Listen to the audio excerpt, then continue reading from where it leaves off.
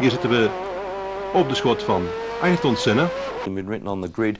He's still a legend, obviously not only in Italy, but he basically came from about 100 kilometres north of Montreal, and there's a guy there with a hat on, with all the badges saluting Gilles Villeneuve, and here we see him in 1978 winning the Canadian Grand Prix at Montreal. It looks like we're now on the warm-up lap, coming around to take their position on the grid for the off.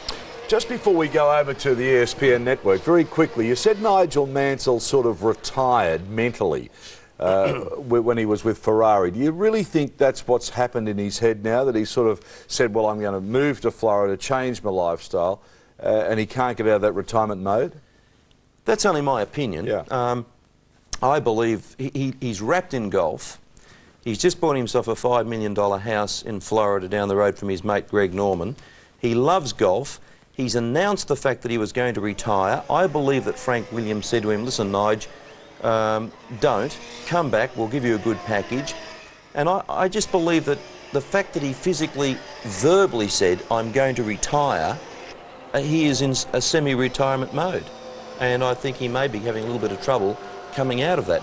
And the fact now that he's moving from the Isle of Man to Florida, it's all contributing, I think. There's the Martini sitting on the grid now. Well, it looks like it could be in the pit lane, so yeah. It looks like it could very well be starting from the pit lane. They promised so much too this year, didn't they? And they really haven't lived up to expectations. No, and in fact, I can see the Benetton there of Marino, and yeah, we're on board now with Senna. And he's using a different version of the Honda for this particular race, one that will give him more torque, because there's a lot of very slow corners here, so of course torque is probably more important obviously than having a lot of power on the high res. I still think that come race he'll go for it. All right, interesting start about to happen. Let's cross now to Bob Varsha. David Hobbs, an ex-driver, a very good sports car driver. Your pictures and commentary tonight are coming out of the ESPN network. Moments in sports. 26 engines revving to as high as 15,000 RPM. Very warm day here in Montreal. The cars to the left of your screen are on the racing line. They'll get better traction off the start. The guys on the right are going to have to be very careful. They're on the dirty line. Turn it up and listen to one of the most amazing sounds anywhere.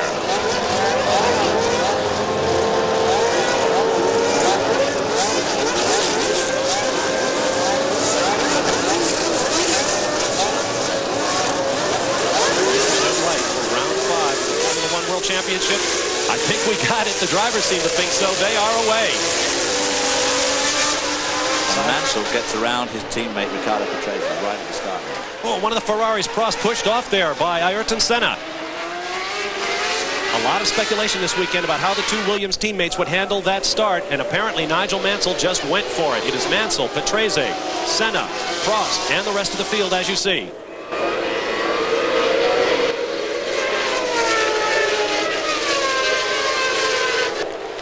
Streaming out, somebody lighting up the tires there and braking for the chicane on the back side of this racetrack. A very narrow island, the Ile de Notre Dame. The racetrack about 150 yards across from straightaway to straightaway, if you could throw a rock across it. Under the bridge, remember the crash between Sandro Nannini's parked car and Jean Alesi in the Tyrrell a year ago in the wet?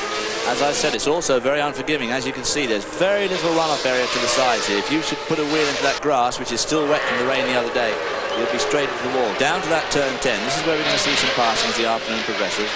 Senna, Prost, Berger. Looks like Alesi coming up the inside along the Benetton. Both Benettons there. But to come off it and just through this fast set of sweepers here. They go faster and faster and find this left hand downhill.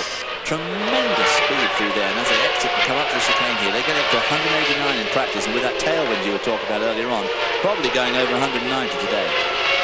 Senna followed by the red Ferraris of Prost and Alesi, then Gerhard Berger in the red and white McLaren, then Nelson Piquet in one of the Benetton cars.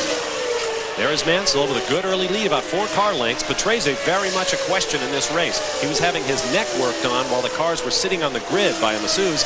One of the Ferraris looked like Alesi going under Prost there. This newly resurfaced track has been something of a conundrum for these teams as they try to dial in these cars. Let's get down to the Minardi pits and John Visignano. It's a very quick pit stop for Pirro. He's come in, they've changed all 4 tires.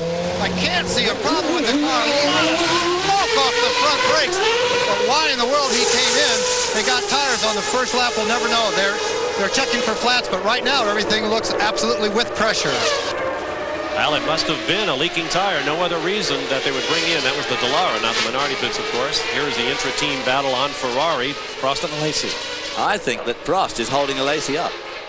I mean, a lot of people won't want to hear that, but I think at the moment it's one of those situations. If Alesi gets around him, I think he'll put some pressure on Senna. Now, this is a race where we expect to see tremendous pressure on gearboxes. There's a lot of shifting with tight corners like this hairpin. Very hard on brakes, very hard on fuel consumption, particularly for the V12-powered cars, and very hard on tires as well. This is a new racing surface, and there was no opportunity to test on it prior to this race. Alesi desperately trying to get around his teammate Alan Prost. They actually, most of these cars are changing gear about 30 times a lap, depending on the engine configuration. Nelson Piquet and the Benetton get a little bit sideways under pressure. Excuse me, that's Moreno being overtaken by Piquet. And he gets around. Somebody got very sideways, got a wheel on the grass there coming onto the chicane on the pit straight. One of those green cars. I'm not sure it was a Jordan or a Leighton House, actually.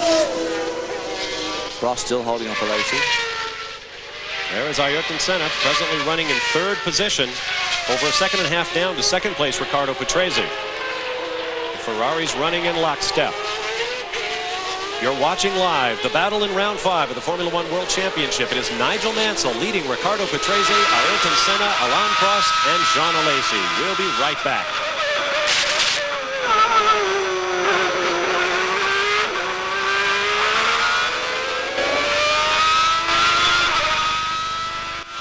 Can we get any ambient sound in the headsets? Just a little bit. It's kind of like speaking in a library here. Susan? That's Lisa, what's her name? Lisa Martin from Australia.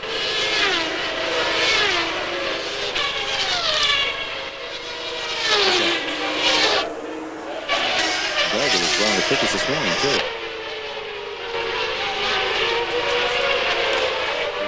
Second. I think we're going to see that bloke do that half spin.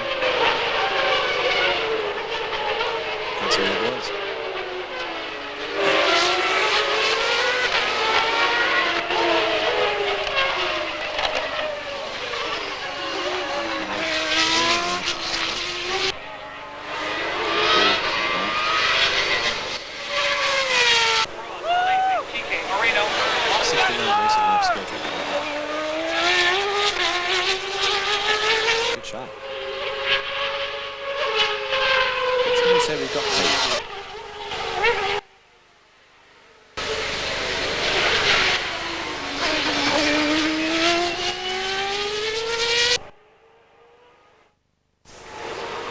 Una personalità delle prestazioni e purtroppo dentro questa squadra c'è anche Michele Arboreto che è il più penalizzato. Vedete, Mansell già da solo, dietro a lui Patrese che si ritrova Senna con Prost che spinto da Alesi è costretto a fare una gara d'attacco. Questa è la mia sensazione. Non credo che Prost in questi primi giri volesse tirare come sta facendo, ma Alesi dietro di lui ha cominciato a spingerlo nei tubi di scarico e da questo punto Prost si trova costretto a tirare su Senna. La Ferrari questa mattina, e ve l'avevo detto, ferma intanto, guardate, cos'è, una Larousse, La Larousse di Suzuki. Proprio Suzuki abbandonata la macchina. Avete nessun problema, il pilota è scappato via. Run away with this so far. Well, that's exactly right. No sooner have I said that I think that he's in retirement mode, and of course he's and we've got plenty of drama here. That looks like it could be a one of the LaRousse cars. Yeah, looks fairly terminal. I don't think that little fire extinguisher is going to do the job somehow. No, but the old Nige, no sooner have I said that I think he could be in retirement mode, that he's gone off into the distance at 100 miles an hour. Look at him, he's got an enormous lead. Not that often you see a driver get out and use the extinguisher as well with the fire marshals. They're trying to put the fire out. There's the McLaren pit. Well, not that often we see a McLaren in the pits this early in the race either. Gerhard Berger. So plenty of drama in the very early stages of the race so far. No doubt about that. Okay, let's go back now to David Hobbs and Bob Varsha. Into that car, everyone is all over the engine. They're changing the electrics. I'll recall a year ago when Gerhard Berger jumped the start, was penalized a minute, and then was far and away the fastest man on the racetrack. Completed the race in the shortest elapsed time, but only finished 4th on the track as Ayrton Senna came through to win en route to the World Championship. Tough break for Gerhard Berger. So many rumors surrounding Gerhard Berger at the moment. He is, as he has pointed out this week, he has got a contract for 1992, but the rumors are strong and heavy here that Michael Andretti, of course, will replace Berger at McLaren. There's the interval from Nigel Mansell in first place, back to Riccardo Patrese, then Ayrton Senna, followed closely, I believe that's still on Prost, right up there in the red Ferrari, followed by teammate Jean Alesi. Yes, it is Prost and Alesi, then Nelson Piquet, Roberto Moreno, the two Benettons nose to tail, Stefano Matta in the Tyrrell, Andre de Cesaris and Bertrand Gachot nose to tail for the Jordan team, then Ivan Capelli, Terry Boutsen, JJ Leto, Gianni Morbidelli, Satoru Nakajima, and Eric Bernard. Senna's gone to great trouble to point out this weekend that all those poles and wins he's had this year have not been easy, and that they have had to struggle, and some of the other teams have been their own worst enemies. And he, as I say, he's gone to a lot of trouble to point out that it's not just all that easy for them. You can never tell with him how carefully he's driving to make those tyres last. Tyres are just a little bit of a question mark at this race. But it certainly looks as if he's about to be overwhelmed by Alan Prost. They're riding with right now. The yellow flag is for the fire we saw in Aguri Suzuki's LaRouche. No sign of smoke. It would appear to be out, but the car wasn't all that far off the racetrack. This is that far section. Round this right-hander, over this little crest, down to this left-hander. The car's bottom out here, boom, boom, under that bridge. At that point here, they're doing like 190 miles an hour onto the brakes here at the chicane where we saw John earlier. And you're seeing the road about as well as the driver sees the road. The car is still very bumpy in spots, despite the resurfacing that we've talked about. Across the start-finish line goes Alain Prost in the Ferrari. Difficult up here in Canada, of course, with the tremendously cold winters they have, to get road surface. He's very quick to that first complex. That's where he was right behind him last time around. From here on out, at the next little complex, he catches up a lot more. But towards that all-important turn 10, the hairpin at the far end of the circuit, from then on, Senna seems to have got a grip of things. But right here, he's under tough pressure from Alan Prost. We're watching two men, perhaps the two canniest drivers in Formula One today. Both are likely to be trying to save their cars as they run as they do now on full tanks. But right now, Senna seems to be almost holding up Alain Prost. Now he pulls away a little bit. Prost will close up under braking in the Ferrari, and Jean Alesi right there in the second red car. It looks a long way on the onboard camera, but as you can see outside, it's not very far. In fact, not so far in front of him, 1.4 seconds in front, is Riccardo Patrese. Unfortunately, getting his first feel of that race car today. Very, very disappointing that he didn't run in the morning warm-up.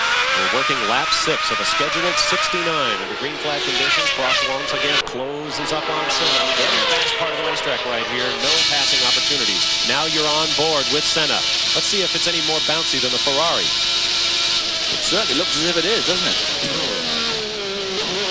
There's no doubt about it that the last 2 years the Ferraris have been absolutely excellent on high-speed, bumpy types of tracks, and the McLarens haven't been so good.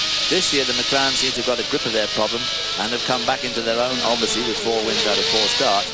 But nevertheless, the Ferrari are making a comeback, whether it's just coincidental with their new trio at the top of the tree there, or whether it is really because they've got a grip on things we don't know. Time will tell, of course, as the season progresses. Hard to believe that a committee can run a race team as well as a proper manager. This is about the first time this year we've seen the two reigning superstars of Formula One, Ayrton Senna and Alain Prost, able to race one another. It has been all Senna thus far this year. He usually just checks out and disappears. But right now, it looks like he's having to drive as hard as he can just to hold off the 4th place Ferrari of Alain Prost. This is for 3rd on the racetrack. Up front, it's Nigel Mansell by nearly 4 seconds now over teammate Riccardo Patrese. This battle going on about 2 seconds behind Patrese. Yeah, Nigel's got a handy 5-second lead over this group now, a 6-second lead over this group. So he is driving extremely well. They are nose to tail. A pass attempt might not be too far away as the Ferrari closes in on the McLaren. Fast part of the racetrack, up through the gearboxes. Nothing but all horsepower and courage at this part of the racetrack. There you got a look at Riccardo Patrese. Prost takes a look up the straightaway, but it won't be this time. When you see them swerving there, it wasn't really to break the draft. They're swerving around that bump that John was talking about earlier on. There is one bad bump on that back stretch.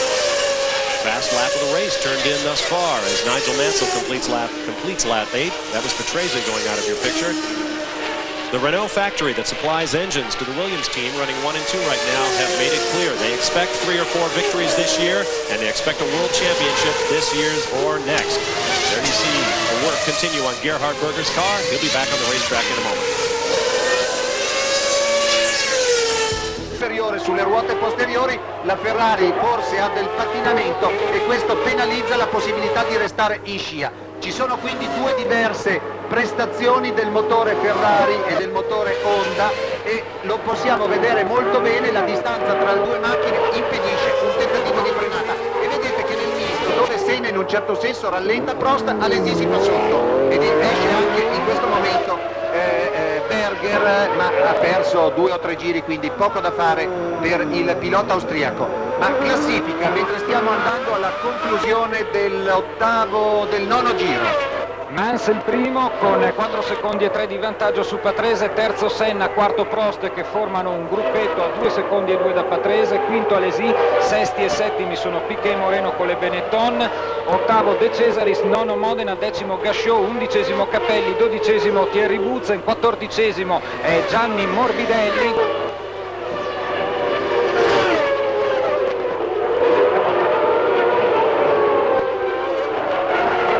Intanto andiamo sulle immagini di Senna, direi che la battaglia a questo punto è tra la McLaren e la Ferrari. I due partiti in seconda fila hanno rispettato le loro posizioni, terzo quella delle 2 giornate di prove, terzo Senna, quarto Prost e forse Prost spingendo Senna spera anche che ci possa essere un errore a questo punto del pilota brasiliano. Vedete, resta. There we are. Welcome back after 9 laps. It's Nigel Mansell from Patrese, Senna, Prost, Alesi and PK. Alan, we mentioned the surface is a new one, and this is the first time a Grand Prix car has been on the new surface, but it looks extremely bumpy still, doesn't it? Yeah, well, it is. They had a sports car race there last year, and it was a complete debacle. And they decided to resurface it, but it's still very, very bumpy. I also noticed they've tightened up the chicane, or in fact put a chicane before the pit straight, where we're seeing right now. So they have actually altered the circuit as well as resurfacing it. They've added another chicane. OK, great pictures tonight out of ESPN. Let's go back to Bob Varsha and David Hobbs. Let's get down to the pits and John. Gerhard Berger is not enjoying the Canadian Grand Prix. He was in for at least 3 or 4 laps. They changed the black box on the right-hand side of the car, and they went to the 2 front spark plugs on the left bank of that 12-cylinder engine. They cannot figure out what is wrong. When he went down the pit road, he was still misfiring heavily, and they closed the garage door on us, folks. We are back in secrecy in the McLaren pit. Excuse me, John, right at the head of the start-finish straightaway, I believe, we have Roberto Moreno, who has looped the Benetton. But didn't stall it.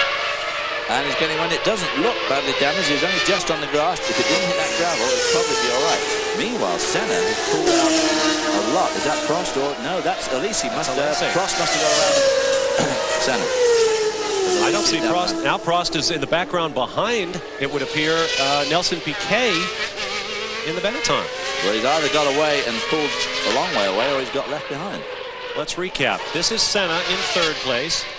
That is Jean Alesi. That is Nelson Piquet. And here comes Alain Prost, obviously with a problem in the... Oh, the left front tire. Left front tires. That's Alesi's car. And there is one of the Tyrrells off in the Tuolis. That is Satoru Nakajima, I believe. Yes, it is. Nakajima's had a rough weekend. He put one into the... oh, here we see a replay. Up on the curbs. Oh, just nails the wall.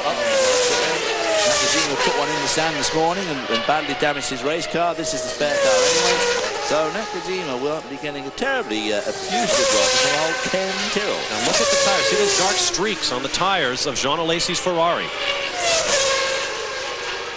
Looks like blistering of that left front to me, but of course, it's difficult for us to tell from here. They would know certainly better than we would.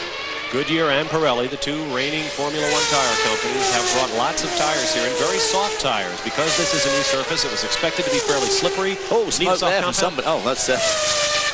I guess that's still from Nakajima, is it? Or somebody's barbecue on the other side of that wall. Jean Alesi will celebrate his 26th birthday in 9 days.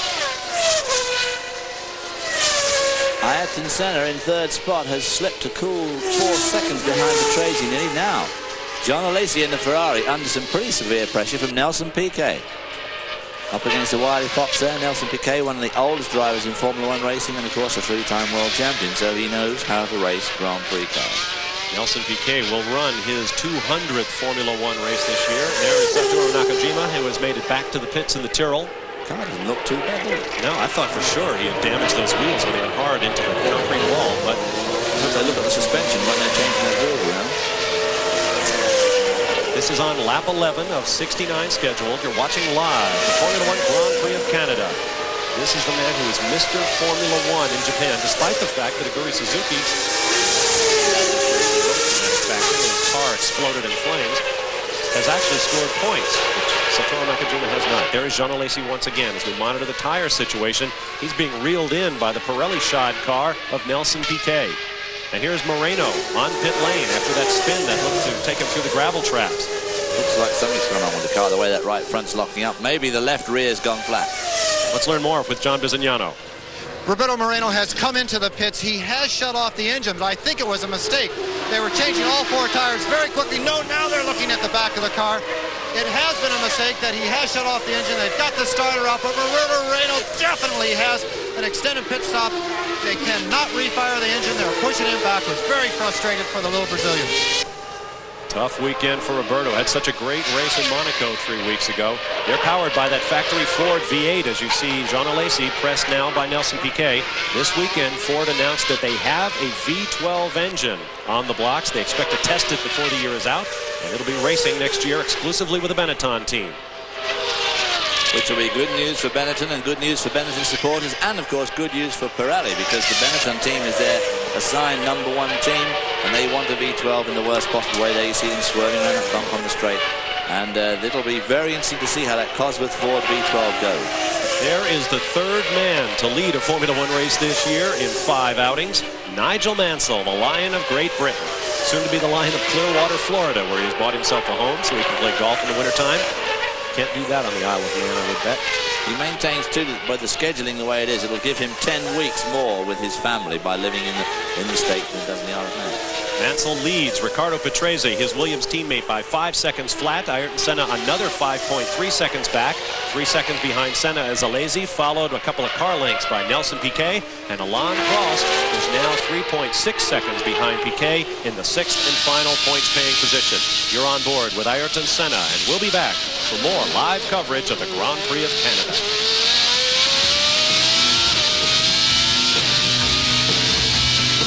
Mezzo secondo, quindi contatto diretto tra i due piloti, però interessante anche il fatto che Modena si trova in settima posizione, cioè lo scontro gomme è molto interessante e Alesi tra l'altro comincia ad andare via, lo vedete su Piquet, quasi Piquet il brasiliano abbia dei problemi. Adesso si tratta di vedere se il pilota francese, lo vedremo nel prossimo passaggio con i tempi, che si è messo a tirare di più sacrificando le gomme, perché mi sembra che sia rimasto però invariato il distacco di Alesi rispetto a Senna, a dimostrazione che è Piquet che sta perdendo qualcosa. Forse Piquet si è gasato di vedere la Ferrari così vicina, ha cominciato a tirare, ma vediamo la classifica generale tenendo conto anche che ci sono ancora parecchie letture in gara, quindi seguiamo anche gli italiani a questo punto. Allora Mansell è in testa, proprio in questo giro ha compiuto la sua migliore prestazione con 1.24.65 davanti a Patrese, staccato di 5 secondi e mezzo. Terzo posto per Senna, quarto per Alesi che ha incrementato il suo ritmo, 1.25.1 per il pilota francese. Quinto posto per Piquet, sesto per Prost, settimo Modena, ottavo è De Cesaris, nono è Capelli, decimo è Butzen, undicesimo è Gianni Morbidelli, dodicesimo Leto, tredicesimo Casciot, quattordicesimo Bernard. Questo è Ivan Capelli in difficoltà con la sua Leighton, è un testa-coda di Bertrand Gachot che per poco non coinvolge anche la Dallara, ma l'ha coinvolta. Infatti notiamo la ruota anteriore sinistra della Dallara che non sembrava essere sistemata molto bene, può darsi ci sia stata una piccola toccata. Jean Alesi regge molto bene alla sfida che gli è stata portata da Piquet. The Ford V12 that may come into action sometime this season, but certainly next year. Well, look, to be honest, I think that the Ford's been, the Benetton Ford has been a little bit of a disappointment. They're the leading team with Pirelli tyres. They obviously have the works Ford engine. And considering that they are supposedly the world's largest manufacturer, I think they've been singly disappointing. I think that with the resources that they have available to themselves, the Williams, Renault, the Ferrari, the McLaren, Honda are really showing them up. I mean, they've been in Formula One now for 7 years, and really they haven't done much. So let's hope that their V12 will bring them out of the backwaters. Let's return you now to the ESPN network. It's Bob Varja. Here's your commentator. 12 seconds. You're watching Jean Alesi in the Ferrari. There is Ayrton Senna going out the bottom of your screen. Nelson Piquet looks to be closing in a little now. Our pictures coming to us from Canadian television. Heavy braking. You can see the dark streaks on the road that show the tires straining under the load, hauling these cars down 1,100 pounds apiece, plus a few pounds to make up for the ballast of the cars that are carrying the in-car cameras. And they can brake from 180 miles an hour to about 70 miles an hour in about 100 yards. Tremendous braking ability, these cars. A lot of downforce, sticky, big tires, and it just adds up to absolutely mind-blowing retardation. Whistling down off the hill. Television really doesn't do that turn much good. We stood at the top of that hill, watched cars go away from us in practice yesterday. As you watch Nelson Piquet, cars just whistling from left to right down that hill, transferring. Drivers undergoing 4 G-loads. Nelson Piquet, of course, will have his fingers crossed this afternoon, because remember, the last 2 races, he's only done about 3 laps total in the last 2 races. Now, moments ago, Bertrand Gachot, running in one of the Jordans, was well up in the top 10, and then something like this happened. You see one of the Leighton House cars coming through the corner. Gachot overcooked the corner onto the start-finish straightaway and nearly collected Thierry Boutsen, the 1989 winner of this race, in the Ligier to the right of your screen. Thierry Boutsen and Emmanuel Pirot there in the Dallara made an amazing miss there, and that was the thing that I saw at the top of the screen and gave that awful yelp for about 10 minutes ago. That's what I saw. It just started. Using all of that Formula One car braking we're just talking about. Those dark bands continue on the front tires of Jean Alesi in that red Ferrari, but he doesn't seem to be slowing down. Now there is Bertrand Gachot changing the tires that he just flat spotted. Those lines we're seeing obviously aren't a problem. You could look at it and think it was a blister line of blisters coming up from our point of view, but obviously from them it's not. One of the things that's very important for these guys is to get the tire pressure right. We've heard all this at Indianapolis. Do you remember last year? These guys complained about the tires being slightly overpressured, and as soon as they get overpressured, they start to skate around. The more they skate around, the more heat they put into the surface of the tire, and boom, they blister. And I know that Goodyear have just a little bit of a problem this afternoon with these D-compound tires. They're the softest, and they want to make sure that these guys don't run them into the ground in the first few laps when the car's at its heaviest, with about 200, anywhere between 200 and 225 litres of fuel on board. On board, you are on, and your chauffeur is the defending Formula One world champion, Ayrton Senna. A little correction coming out of that corner as he put down the foot and got the power out of the 12-cylinder Honda behind his neck.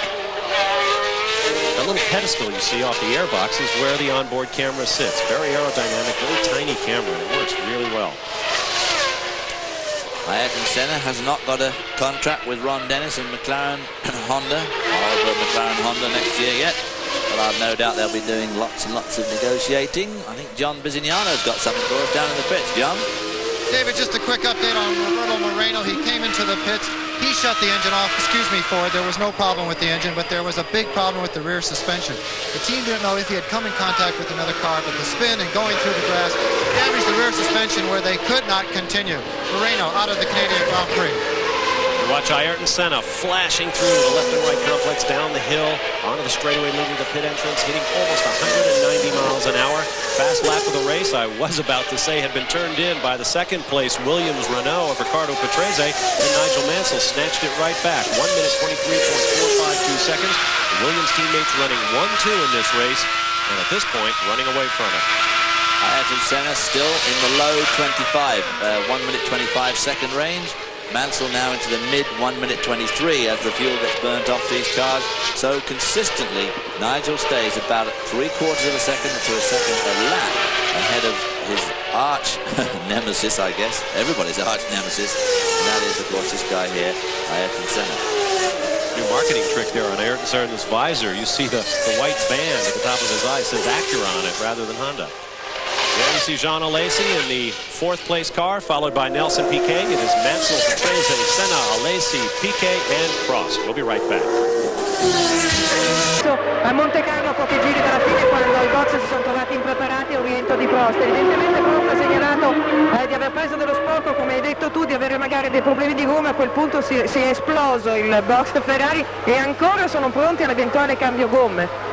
Anche se le immagini che abbiamo visto da quell'attenzione e concentrazione precedente, già quel meccanico seduto sulla gomma non dava la sensazione che una Ferrari cioè non c'è la sensazione che ci sia una Ferrari che può entrare improvvisamente in questo momento. C'è stato forse un primo momento di panico quando anche per loro Prost è scomparso dalla terza posizione, anzi dalla quarta dietro a Senna. Probabilmente pensavano che potesse rientrare il francese a cambiare le gomme e invece questo non è successo, quindi sono ritornati in una situazione di stand-by, di attesa, sempre pronti, come dici tu, ma bella anche questa inquadratura. Vedete, Alesi quarto, segnalati tutti i vantaggi, meno un secondo, più 1 secondo e 6 su Piquet che lo segue da vicino, ma lo vede molto bene negli specchietti, e anche nel tornante quando si fa la curva di ritorno che permette di vedere il controrettilineo nel momento in cui Piquet è in realtà in frenata. Ma su queste immagini 5 secondi e poi di nuovo insieme su Jean Alesi. Amaro unico, forte come il tuono, ma buono. Si diceva di Jean Alesi, impegnato nella caccia della McLaren, e Ayrton Senna ha subito portato il proprio vantaggio sulla Ferrari a 2 secondi e 2, svolgendo anche, segnando anche il proprio miglior giro veloce, 1:24.646. Mansell has led it from the first corner, and he remains your leader by now 6.4 seconds over his teammate Riccardo Patrese. There you see Jean Alesi in the Ferrari running in 4th position behind the red and white McLaren of Ayrton Senna. There is Nelson Piquet, getting a lot of airtime today. A little bit further back in the pack, there are some good races going on. Let me run down the order. It is Mansell, Patrese, Senna, Alesi, Piquet, Prost, and Stefano Modena in 7th, followed by Andrea De Cesaris, Ivan Capelli, Terry Boutsen, Gianni Morbidelli, J.J. Leto, Pierluigi Martini, Eric Bernard, Eric Komas, Mika Hakkinen. Bertrand Gachot is 1 lap down, followed by Maurizio Gugelmin and Emanuele Pirro. 10 points at stake for a victory, followed by 6, 4, 3, 2, and 1. First through 6 earn points. Jean Alesi in the leading Ferrari. The 2 still active in this field. Senna going out the bottom of your picture. Leads coming in on points. 40 with 4 victories in 1991 to 11 for Alain Prost in second. So he's got what one could call a comfortable cushion. Now it looks like we're coming into a whole bunch of slower cars here. Down to that turn 10A, which is one of the best places to view this race. There you see those cars that are about to put a lap down. That's Gugelmin. That's one of the Brabham. That must be Martin Brundle. And at the back of the group would be one of the Delaras. There's Nigel Mansell, the red number 5. And his car showing up well as he strolls off to a easy-looking lead at the moment. His tyres look certainly okay from here. Into that turn 1 complex, uses that curb to pull the car around, puts his wheel up onto the curb and pulls it around. We mentioned that Nigel has bought a home in Clearwater, Florida. He has been very complimentary of karts rules lately. Says he might like to drive at the Indy 500 someday. We asked him about the rule about new 3.5-liter engines. I'll say it straight from the hip. It will be the biggest mistake kart can make to go to a 3.5-liter aspirated engine. I say this because the disparity between the engines, the fuel that you use, you just can't control it. They're unreliable. I think the actual regulations they have at the moment are pretty well fair. And, you know, you've got great close racing. And if you go that route, I think it'll be the biggest sad mistake that the series will probably make. Well, there is an interesting counterpoint for you. You saw one of the Minardis on the racetrack. Couldn't tell if that was Gianni Morbidelli or Pierluigi Martini stopped on the backside of the track. Gugelmin seems to be holding up Ayrton Senna somewhat, which is very unusual. They're very close buddies, shared rooms in London for some considerable time when they were doing their Formula 3 thing back in Europe a long time ago. Got round them now. I don't know about that. I have to sort of disagree, I think, somewhat with Nigel. I think the 3.5-litre engine formula in Indianapolis and kart racing will bring in a whole bunch of people that would will make it more expensive, and some of those privateers will fall by the wayside, I'm afraid. But it could just elevate the standard of racing in that type of racing, unbelievable. Watching great racing on the track here at Montreal as the leaders lap slower cars. There's one of the Brabhams about to be taken down by the 28 of Jean Alesi running in 4th place. It's Martin Brundle, of course, because he's the only Brabham. There's Emanuele Pirro and the V10 engine, Judd engine, Dallara. That engine has gone well this year, there's no doubt about it. I believe he is now 2 laps down after an early pit stop. Jean Alesi moving along well. Quite the darling of our friends from Canadian television. It's a beautiful day on the Ile de Notre Dame, and we are more than a third of a way through the Grand Prix of Canada. Sì, dall'avversario che sta dietro può essere un vantaggio. Guardate, la Minardi intanto è sempre quella di ferma. Morbidelli. Ecco, quella di Morbidelli è sempre ferma in mezzo alla pista. Ci saranno le bandiere bianche che segnalano la presenza di mezzi di soccorso per spostare la macchina sembra integra, quindi nessun problema dal punto di vista visivo, sembra ferma lì parcheggiata.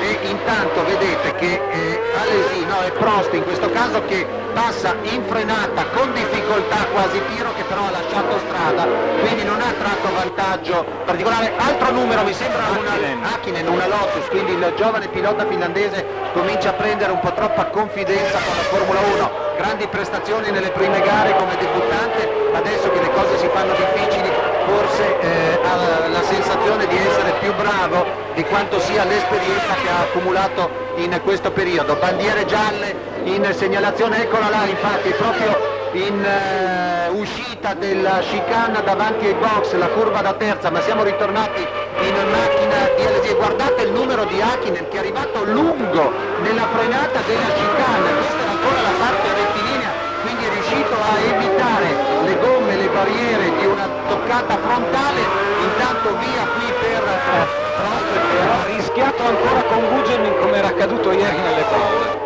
E vedete che i momenti difficili dei sorpassi possono Welcome back wherever you're watching us right around Australia after 23 laps. Now it's Mansell Patrese Senna in the top 3. We're looking at Alain Prost. Now, Alan, he seemed to drop back so quickly. Would he have a problem, or do you think he's just conserving the motor car because of the surface? Well, Daryl, this circuit is traditionally very hard on fuel, and they are very marginal, so maybe he's just sort of hanging back to conserve fuel and tyres to have a bit of a charge later on, because I'm a bit confused why he has dropped back. He has dropped back, but he's still staying there, so maybe he's doing that for a specific reason. Time will tell. Well, they do call him the Professor. Exactly. Well, plenty of cars in and out of the pits. It's certainly been a busy race, and a race that we haven't seen this year. Now, here's a replay of the latest going off in a fairly big way. Yeah, he's taking a bit of a shortcut there, but I think he's certainly giving it the major go. It looks like in the African safari. OK, let's go back to your commentators, David Hobbs, Bob Varsha, the ESPN Network.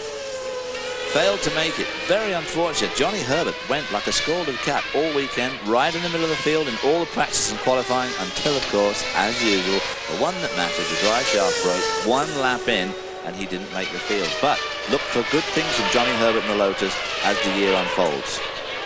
Watching Prost. Alain Prost running in 6th place, the final points paying position. He is behind Nelson Piquet by about 1.1 seconds. There you see the crane hauling off Mika Hakkinen's Lotus. If you could see that crane, you would realize how it manages to reach from way beyond the other side of that guardrail. It's got the longest jib I think I've ever seen on a crane. It is enormous, but it certainly is doing the trick. There's the pit entrance in the background. Behind it, the rowing basin that was used in the 76 Olympics. The blue flag indicates to one of the Jordans to let the Ligier go by. We haven't seen that much this year. No, that was Eric Komas with the red helmet and the Ligier trying to get around, as you say, one of the Jordans. You are on board, I believe, with Alain Prost. There's Jean Alesi. Perhaps who that's Alesi runs in 4th position, as he has just about from the get-go. Once he got around his teammate Prost, he just doesn't seem to be able to keep pace with the other. He put a bit of daylight between himself and Nelson Piquet just a few laps ago, but it certainly seems to have leveled off there. Nelson Piquet hanging on very well with the V8 engine to the V12 of Jean Alesi. Alain Prost is caught in both. There is Prost, the all-time leader in Formula 1 victories with 44, 3-time world champion. Patrese is 6.5 seconds behind teammate and team leader Nigel Mansell, and Senna is now nearly 10 seconds behind Riccardo Patrese, so the two Williams certainly seem to have the grip of this field. You saw from the in-car that as the sun goes down, shadows begin to stretch across the racetrack. It's going to make things interesting, as is Senna. Slower cars. Senna slowing on the backstretch. Senna pulled up and caused this. And Nelson Piquet must have stopped to look because the Ferraris are all over him. I think Nelson Piquet made the most of it and got by both the Ferraris. That's Alesi slowing down. Must have been Alesi who stopped to look. Piquet now, and now you're on board with Senna going very slowly. Well, I think what happened was that Senna probably had a problem and pulled up very quickly in front of Alesi, who obviously had to take some avoiding action, which allowed the other two to catch him up, and Moreno jumped over both the other two Ferraris and got around him. Senna working the gear lever there. Might be a gearbox problem. As you watch Mauricio Gugelmin now. Gugelmin running in 17th position, a lap down. Senna just poking around the racetrack, trying to get back to the pits. He was in 3rd place, 3 seconds ahead of Jean Alesi after 25 laps. Hand up to tell those behind him as he approaches the hairpin, as far from the pits as you can get on this racetrack. Yeah, not a good spot to be. He seems to be out of poop completely. Now then, as you said at the beginning, Senna was looking for the perfect score. Well, his perfect score is now gone away. There he is, going slowly down that hairpin. He was hoping to tie Sir Jack Brabham and the late Jimmy Clark with 5 straight victories. Second on the all-time winning streak list behind Alberto Ascari, who won 9 back in 1952 and 53. Of course, we have absolutely no idea of knowing what's going on. It could be something really simple, like a throttle cable broken and it's just idling and taking him along at slow speed. But he has to go through these fast corners at that very slow speed, which I think that he will think is extremely dangerous, because in fact he's pulling over, because once he gets in there, he's going along, pootling along at that speed.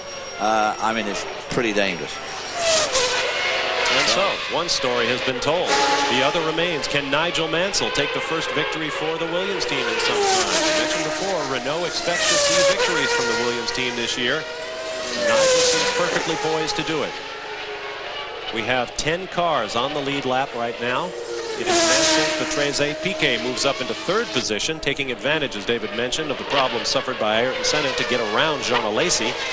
Prost now also got a... And now one of the 27, that's Prost. These guys are dropping out before we can reset the order. Alain Prost with a driveline problem in the Ferrari, and he is right in front of the pits. He will probably try and work his way across the pit straight here to get into the pit exit lane, I imagine. He'll have to cross the lap. He'll cross the track to do it.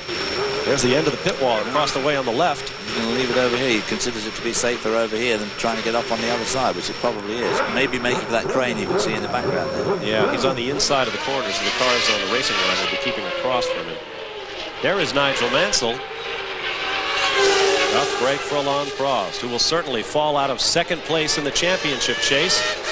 Dramatic moments unfolding here at the Grand Prix of Canada. The Brazilian flag waves now for Roberto Moreno, because Ayrton Senna is gone.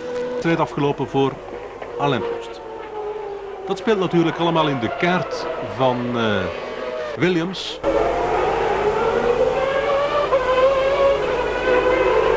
De 2 McLaren's eruit, 1 Ferrari.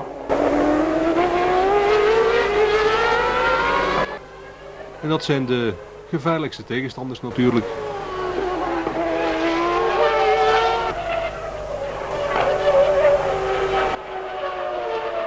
Mansell en Patrese hoeven nu alleen nog maar Alesi en Piquet in de gaten te houden. En zorgen dat hun spullen heel blijven natuurlijk.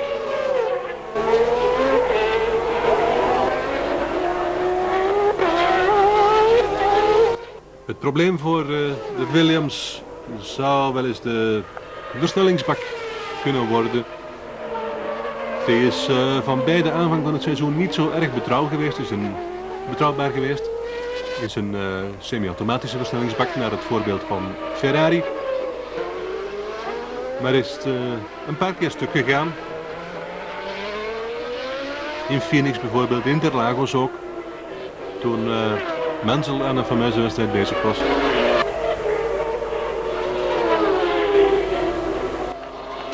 Maar er is serieus aan gewerkt, zegt men bij Williams. En men is nu voor 95% zeker dat de wagens en de versnellingsbakken een wedstrijd kunnen volmaken. Ja, dat soort uitspraken moet je natuurlijk altijd relativeren.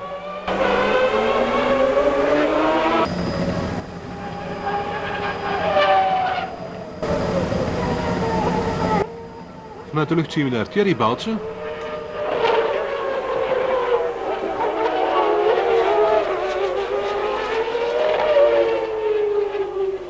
En Boutse zou opgeven terwijl Alesi binnen staat voor een bandenwissel.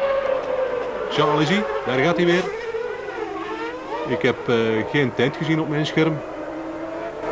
Ik vermoed dus u thuis ook niet.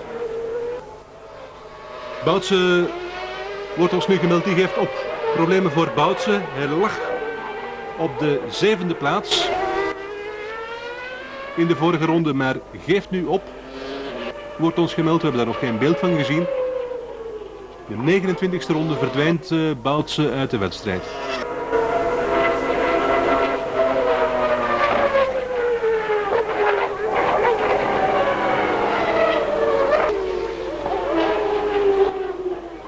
En hier de leider Nigel Mansell, comfortabele leider mogen we zeggen. Want they have imposed one penalty. At Monaco, they parked Pierluigi Martini for 10 seconds for blocking, not allowing faster cars by. Martini is on the racetrack, so his teammate Gianni Morbidelli was the man driving the Minardi that we saw parked on the backstretch earlier. Your order is Nigel Mansell by 11 seconds over teammate Riccardo Patrese. Nelson Piquet in the Benetton is third, followed by the Ferrari of Jean Alesi. Stefano Modena fourth. Another car is out. This is the Lola. This must be Eric Bernard. His teammate went up in flames at the beginning of this race. That is indeed Eric Bernard, the Frenchman. A lot of people say that he's as good as Jean Alesi. Let's get down to John Bisignano. A good set of Goodyears has just come in, and Alain Prost has also come into the garage. A set of Goodyears in the Ferrari garage. Lee Gogg we are with. If we can get our camera, Henderson, and the door is going down. Sorry, Lee Gogg, how does the wear look? Actually, the wear isn't bad, but spinning the rear tires, he's blistered his rears. And that primarily comes from low grip, not enough downforce, and wheel spin. So he actually blistered it, didn't wear him out, he got him too hot. What about the rest of the Goodyear cars? Are they going to have to stop? Individual thing, but from here, from the pits, the Williams look like they're good. They've got a big lead, they can coast now, so we're hoping they don't stop. If they don't have too much wheel spin, they shouldn't have to stop. Hopefully no more wheel spin for the Goodyear boys. In a race like this, John, it's going to be hard to prevent it. John Alesi going around Stefan Johansson, driving for the Footwork Porsche team. Footwork team getting both cars into the race for the first time this year, and they are very happy about that.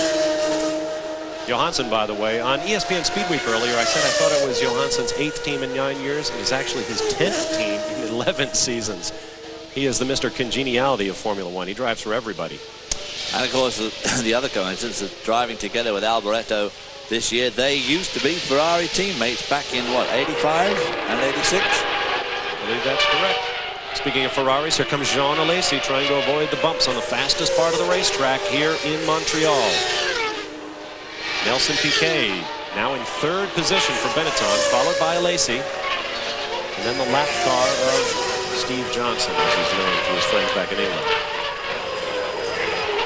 7 cars remain on the lead lap. Mansell has extended his lead now to 12.3 seconds over Patrese, who has yet to come under fire from Nelson Piquet, who has now turned in fast lap of the race, however, at 1:23.9. Unlikely to come into too much trouble from Nelson Piquet, as Patrese is a cool 30 seconds ahead of Nelson Piquet. So Nigel Mansell is at the moment enjoying a 45-second lead over Nelson Piquet, which is pretty staggering. And I've no doubt that Lee Gogg from Goodyear is rather hoping that Nigel will just ease off just a little bit here, because he's got this race in the bag and it would be a shame to have to stop now, because they won't know really what Nelson Piquet can do with his Pirelli tyres. I think they won't know what he can do, but they might. They might indeed. It is 32 laps complete. We're working lap number 33 of 69 scheduled. Down into the corner comes one of the Tyrrells. That is Stefano Modena, who had such a great race at Monte Carlo 3 weeks ago until the engine suddenly let go late in the race, took out himself. Riccardo Patrese, and the third car, I think Mark Blundell in the Brabham, also slid on the oil from the Tyrrell Honda of Stefano Modena and took him out of the race as well. The Tyrrell Hondas, of course, having the V10 power that took Senna to the World Championship last year. And, of course, Prost the year before that. A tremendous power unit for the Tyrrell team. and they've gone very well this year. Not quite as well as people thought that they would go, though, I must say, overall. Next year, changes in that team. It looks as if Satoru Nakajima is going to retire. He's decided he's not too keen on all the extensive travelling for Formula One, and so there'll be lots of people lining up to drive what is potentially one of the quickest cars out there. Modena in 5th place. Good position to pick up points for Ken Tyrrell's team. It's amazing, actually, that his engine blew up just 2 weeks ago at Monte Carlo and took Riccardo Patrese out on Honda oil. And then, hey presto, the other morning, the same thing happened again to Riccardo. So he'll be getting just a bit leery about Honda oil on racetracks. It is Mansell, Patrese, Piquet, Alesi, and Modena as you watch a boat make its way through the St. Lawrence Ship Canal. We'll be right back. Di questi 33 già conclusi, quindi evidentemente il potenziale Williams è superiore a quello che sta dimostrando in questo momento. La macchina non è solamente agile, veloce, ottima trazione, ottima possibilità di sfruttamento da parte dei piloti in condizioni da qualifica. C'era molta attesa della verifica delle Williams Renault in gara, perché molti dicevano che la Renault aveva dato dei motori da qualifica alla squadra Williams e che quindi ci sarebbe stato un notevole salto di qualità tra prove e gara. Invece mi sembra che qui stiano viaggiando con gli stessi motori da qualifica delle 2 giornate di prove. Pensate che Piquet ha 46 secondi di distacco da Mansell e d'altra parte le 2 Williams Renault non hanno cambiato le gomme, quindi stanno ancora marciando a questi ritmi con le Goodyear con cui sono partiti.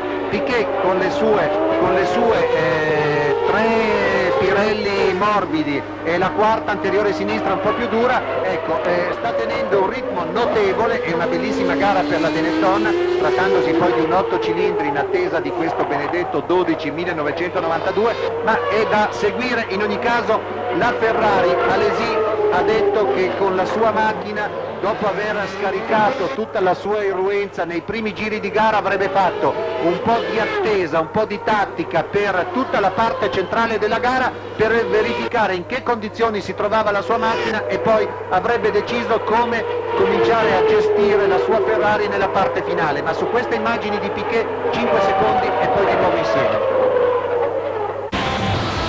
The World Championship Team. Stay with us.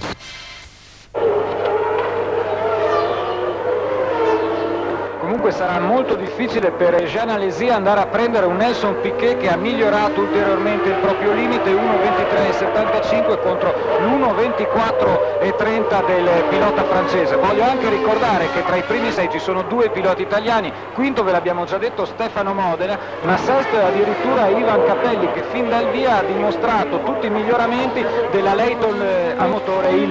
And you're watching the Canadian Grand Prix exclusive here tonight by Buller Sports. Well, Alan Jones, you can see why the Canadians, not so much like the Americans, get a bit confused with Formula One when you have so many cars dropping out on a race like this. Tonight it does make it a bit tough for them to understand from a purist point of view. Well, yeah, I guess, and also the amount. Oh, hang on, looks like we've got a Lacey slowing up now as well. So yep. So that we have 2 McLarens, 2 Ferraris out. So, as you were just saying, they probably are being confused why so many retirements, as indeed I am, to be honest with you. Well, we heard about the Goodyear tyres spinning all the time. Well, obviously the track's so bumpy that the cars just can't get traction. I mean, the wheels are just spinning around on blistering tyres. Well, as they leave the surface, of course, and then they come back down, it's the equivalent to an aeroplane. When you see an aeroplane land and the smoke comes up, so that's generating a lot of heat into the tyres and blistering, but it's also playing absolute havoc on the drive shafts and the drive train and not to mention the gearboxes. And that looks like it's a fairly terminal piece of work from the Ferrari as well. Interesting to see that Ferrari is sporting a new sponsor for the first time in the shape of Pioneer, which is very unusual for the Italian equipe. Okay, so there we have it. The 2 Ferraris now out, the 2 McLarens are out. I don't know if we're going to have anyone left at the end, but Nigel's going very, very well in the Williams. They're still running. Let's go. Let's take you back to ESPN. It's a long way to move that bump, but it's pretty bad. And so, as he flashes across the start-finish line, Nigel's lead over his teammate Riccardo Patrese. It's a cool nearly 16 seconds, 15.79 seconds. Around that turn 1 complex, just clips that curve on the inside, helps the car around by putting his wheels up on that inside curve. Not quite the same as putting his wheels on the outside curve. We have seen so many blown engines this weekend, David. 6 on Friday morning alone in first practice. We're just getting to the part of the season where we'll hit the wide open circuits, where these guys will be revving these things up to 14,000, 15,000 RPM. We'll be in Mexico City in 2 weeks where the altitude is 7,400 feet. That's not a good sign, I should think. Well, as it gets more and more competitive, we saw the grid was so close together. These guys, of course, have got to try harder and harder, and of course the way you get more power and more speed out of a race car is to rev it more, and the more you rev it, they just get to the point where they've got to give up. Donna Lacey waving to the crowd. There's Stefan Johansson having a moment in the Formula One sun. Is this car smoking? Is that Porsche engine smoking as he went over the corner? It looks a bit like it. About to be lapped again by Nigel Mansell. What will it put him, 2 or 3 laps down? Let's say several. I tell you what, the footwork team will take a finish if they can get one. Watch the closing speed of Nigel Mansell coming by Stefano Martina. Excuse me, Stefan Johansson. The Williams cars this year, of course, have shown that they are absolutely capable of winning races. Had a tremendous run at Rio in the hands of Riccardo Patrese and, of course, Mansell before he had a problem. At Monte Carlo, he had a great second spot, and, of course, Patrese led at Imola. So these cars, this is no real surprise. This is a battle for position. This is Ivan Capelli in 5th place. Behind him, the red Dallara of J.J. Leto from Finland. Leto had a great race in Imola, winning his first podium in the San Marino Grand Prix. Protege of former world champion Keke Rosberg of Finland, who also has Mika Hakkinen, who was already out of this race when his Lotus hit the gravel track. J.J. Leto, of course, another graduate of the British Formula 3 Championship, which is the way to get into Formula 1. 2 other classic examples being Senna, Martin Brundle, Stefan Johansson, Jonathan Palmer, J.J. Leto, all absolute clear winners in their year of that series. Leto now giving Ivan Capelli a good run for his money in that car, and they're looking for 5th. That's 5th and 6th spot. They are both in the points, both using new engines in Formula One this year. The Leighton House car has the Ilmor V10, the same folks who brought us the Chevy Indy V8, and that red Dallara is powered by John Judd out of Great Britain, his V10, also looking for a corporate nameplate on the valve covers. Both going well. The Leighton House car, the Aqua car in front, apparently needs a very smooth racetrack to perform well, such as they'll see next week at Mexico City and down the road at Magny-Cours in France. The Dallara perhaps a little bit more amenable. J.J. Leto may just be biding his time. John Judd's engine concern, I believe, is owned in part by Sir Jack Brabham. I think it's owned quite largely by Sir Jack Brabham. I don't know. John Judd turns up at the Butcher's Arms. We've heard me mention this place before in his new Mercedes 560, so the engine business can't be too bad. Leto with a little bit of oil on the front of the helmet. We are just past halfway in the 69-lap race. The circuit, 2.75 miles around. They actually lengthened the circuit when they modified the corner this year by about 150 feet. And, of course, as is usual in road racing, the cars promptly went 0.6 of a second faster. And, of course, it's a slower corner. Another interesting point about this, we've got 2 English-built V10s, the Ilmor engine in the Leighton House car, the Judd engine in the red Dallara here, and of course the Dallara is on Pirellis and the Leighton House is on Goodyear. Leighton House have had such a mixed years since we saw him do so well to Capelli in the original Leighton House back in like 1989. The Leighton House car with Ivan Capelli pulls away a little bit. There is Frank Williams, patriarch of the Williams Formula One team. Annie Bradshaw, their PR representative, next to him. It's quite a day for Williams here in Canada. We'll be back in Battaglia di Goodyear, battaglia di Pirelli, Scuderia Italia, ma diamo la linea a Patricia ai box per vedere se sa qualcosa della Ferrari. Guarda, della Ferrari in questo momento non so niente, però sono qui con Ron Dennis. What happened to Senna, to Ayrton? At the moment we think we had an electrical fault. How do you feel the first time this year that you don't have car in the race? I'll try not to get used to it. Allora non sanno ancora nulla per quanto riguarda il ritiro di Senna, perché Senna ha rotto tutto, ha rotto anche la radio e non è ancora riuscito a comunicare con i box. Comunque il morale di Ron, nonostante tutto, non è completamente abbattuto, d'altronde è la prima volta che gli succede di non avere le 2 macchine in gara. Sì, anche la battuta di Ron Dennis in risposta alla domanda birichina di Patricia Pitcher è stata cerchiamo di non abituarci a non avere 2 macchine in gara. Avete visto che anche la voce di Ron Dennis era un pochino rotta e probabilmente il fatto che Senna non non sia riuscito neanche a comunicare via radio ai box. Può significare che è una pan elettrica, non un problema di elettronica, ma proprio a livello di batteria che è andata a zero, ha spento il motore, ma ha impedito anche le comunicazioni via radio. In ogni caso sempre grande battaglia. 39 giri, Guido Schittone, classifica dei sopravvissuti, sono 15 fino a questo momento, anche se gli ultimi sono veramente tanto staccati dai primi. Primi due naturalmente Nigel Mansell e Riccardo Patrese, terzo posto per Nelson Piquet che ha diminuito il suo distacco, si trova a 32 secondi dal pilota padovano e a 49 da quello inglese. Quarto posto per Stefano Modena, quinto e sesto per i due che state vedendo, ovvero Ivan Capelli con la Leighton Ilmor e JJ Leto con la Dallara. Al settimo posto un altro pilota italiano, Andrea De Cesaris, che ha rimontato bene con la Jordan. All'ottavo lo straordinario. Downtown, we'll be down there shortly, David. And this race wraps up. It's been a great one thus far. There you see the battle. Excuse me, not a battle. Here comes your race leader, Nigel Mansell. Well, that's Riccardo Patrese. Is that Riccardo Patrese? Riccardo Patrese about to put a lap on Maurizio Gugelmin. He just handled this, David. I'll give it. Riccardo Patrese took his fourth pole in a record 213 Grand Prix starts, but his neck was giving him all kinds of trouble after he cracked his helmet in a vicious crash on Friday. There is Nigel Mansell, our leader, I do believe. 17.1 seconds ahead of teammate Riccardo Patrese. And recall that 2 years ago, Williams went 1-2 in this race in the hands of Terry Boutsen and Riccardo Patrese. John Bizignano has a comment from the pit lane. Riccardo Patrese, in that accident, they have a G meter inside the car, and his body succeeded 10 Gs. The G meter was pinned on 10. Now, anyone who flies an airplane knows that a G force around 6 can cause blacking out. So if you can imagine, over 10 Gs, Riccardo Patrese hitting very hard on Friday. Terrible crash. No wonder they got a car on the track and that Riccardo Patrese was able to get into it. Not only is it in it, he is driving magnificently. He runs second to this man. Whoops. I guess we're back to Nigel, red number 5. Nigel Mansell on lap 41, just cranked off a 1:23.2, which is the fastest lap of the race to date. Not quite a new lap record yet, but still a long way to go and a lot of fuel to use up. Just past halfway. We're working lap number 42.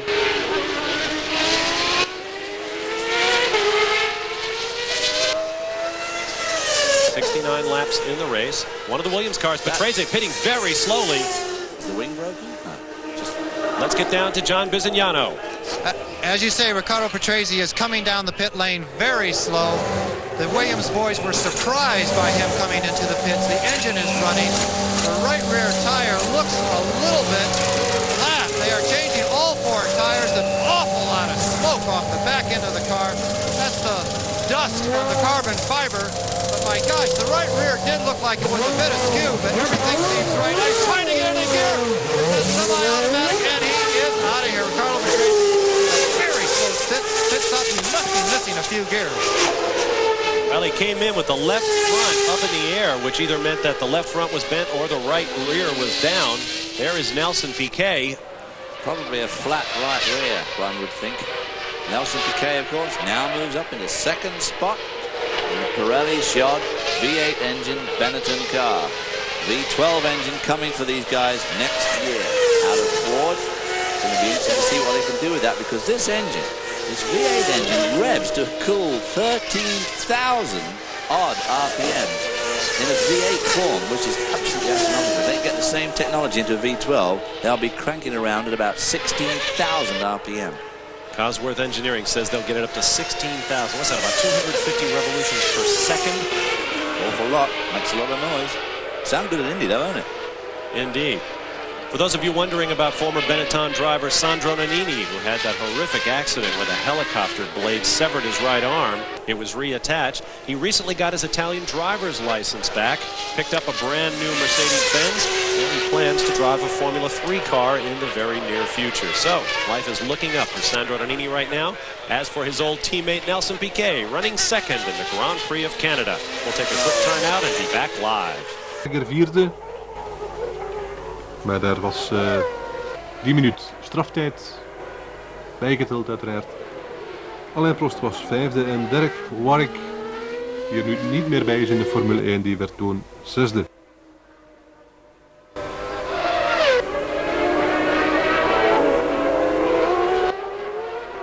Piquet die heeft, houdt u zich goed vast, 52 seconden achterstand op Nigel Mansell. En ze draaien allebei tijden van 1:24 per ronde nu. Patrese die is weer op weg. Met nieuwe banden.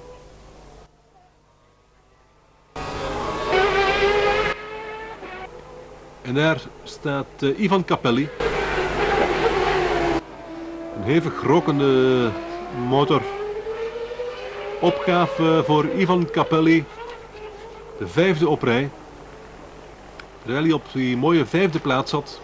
Jammer voor deze Italiaan.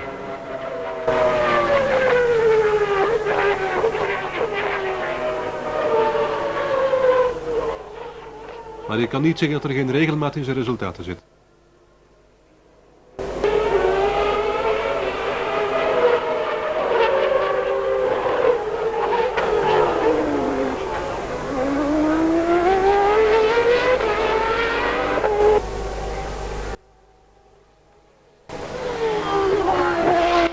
And working lap 45 of 69 schedule. Thank you, Dudley Do-Right. Riccardo Patrese, who pitted just moments ago while running second, is now back to 5th place behind this man, his teammate Nigel Mansell, and John Bizignano. And the pit lane has more on Patrese. John? Well, Bob, one of the reasons he lost so much time out on the track was because it was a long stop. He came in, his right rear was flat, and he just had to be very careful coming into the pit lane. He is okay in the gearbox. I thought that when he was trying to get it into gear, he did have some trouble, but everything is actually working very fine. With these new tires, he should be very, very quick. Well, he's going to need to be. He is running in 5th place, 9.5 seconds down to the 4th place car of young J.J. Leto. Nigel Mansell has 55.4 seconds in hand over the 2nd place Benetton of Nelson Piquet. Now, moments ago, we had another drama. Ivan Capelli, running in 4th place for the Leighton House team that desperately needs championship points, parked his car out on the backside with another blown engine. Tough break for them. They will find themselves in pre-qualifying at the halfway point of the season if they're not careful, which means they have to go out at 8 o'clock on a Friday morning on a dirty racetrack and try to beat all but 3 other cars in hopes of making the main qualifying sessions on Friday and Saturday afternoons of any Formula One weekend. Yeah, tough break for him because he was going extremely well. He was up to 4th spot, so that is very, very disappointing for that team. No problems evident for Nigel Mansell. 3 cars remain on the lead lap. Nigel Mansell, Nelson Piquet, and Stefano Modena in the Tyrrell. J.J. Leto runs in 4th place for the Dallara, picking up valuable points that will get them out of the pre-qualifying core. Riccardo Patrese running well now in 5th position, but a lap down. Andrea De Cesaris in 6th, Pierluigi Martini in 7th, Bertrand Gattin in 8th, Eric Coma in 9th. 2 laps down. Ivan Capelli was before he blew the engine. Pirro runs 10th now. Mauricio Gugelmin 11th, Satoru Nakajima 12th, and Stefan Johansson, I believe, has parked the footwork Porsche. In fact, we may see it in one of these shots. I saw it over on the left side of the racetrack. He has shown 5 laps down, quite obviously out of the race.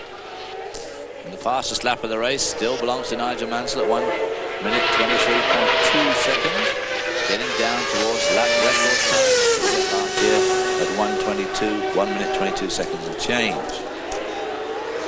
It is a very warm afternoon. Temperature getting up to about 85, 86 degrees. The breeze has abated somewhat. And here is the team backing up to go home. McLaren, both cars out of the race. Ferrari, both cars out of the race. When was the last time we saw that? And the Williams of Nigel Mansell serenely going on his way there. Here we see him coming into the backside of the circuit. The shadows getting longer and longer. Light getting more difficult as those shadows deepen and get darker across the track. Hot out there too at the moment, sitting in the sun as it shines on him in the car. It's extremely hot in any racing car, and of course these are no real exception. Under the bridge, the oil flag out there. Gently, Nigel. It's oil, of course, or debris, depending. But it's just a warning flag for the drivers. That is the yellow flag with the red stripe. This has been quite a weekend in Canada. On Friday, there was a fire in a telephone transformer. We had no telephone communication with the outside of the racetrack for any purpose on Friday. And if you ever want to see chaos in your life, try and get all of these multi-million-dollar teams and some 1,600 journalists from around the world and not a telephone to be had. A view of the Jacques Cartier Bridge over the mighty St. Lawrence River. We're live in Montreal. We'll be right back. Resultaten van de voorbije 2 halve seizoenen. Dus de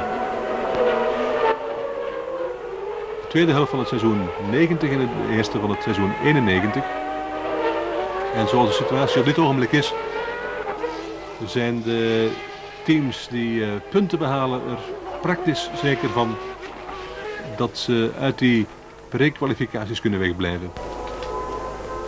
En dat wil iedereen wel natuurlijk. Hier hebben we Patrese,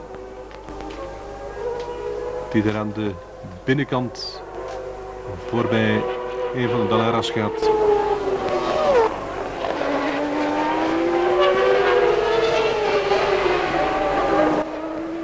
Het was Lehto die Patrese daar voorbij ging. Als ik moet me duidelijker uitdrukken, Patrese ging Lehto voorbij. Dat betekent dat de Italiaan weer op de 4e plaats zit. De Fin dus 5e.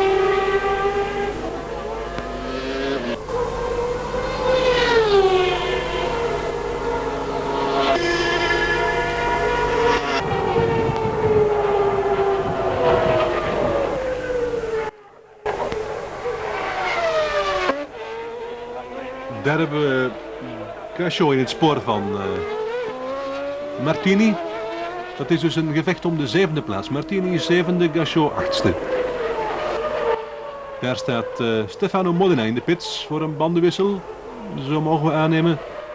Modena die op de...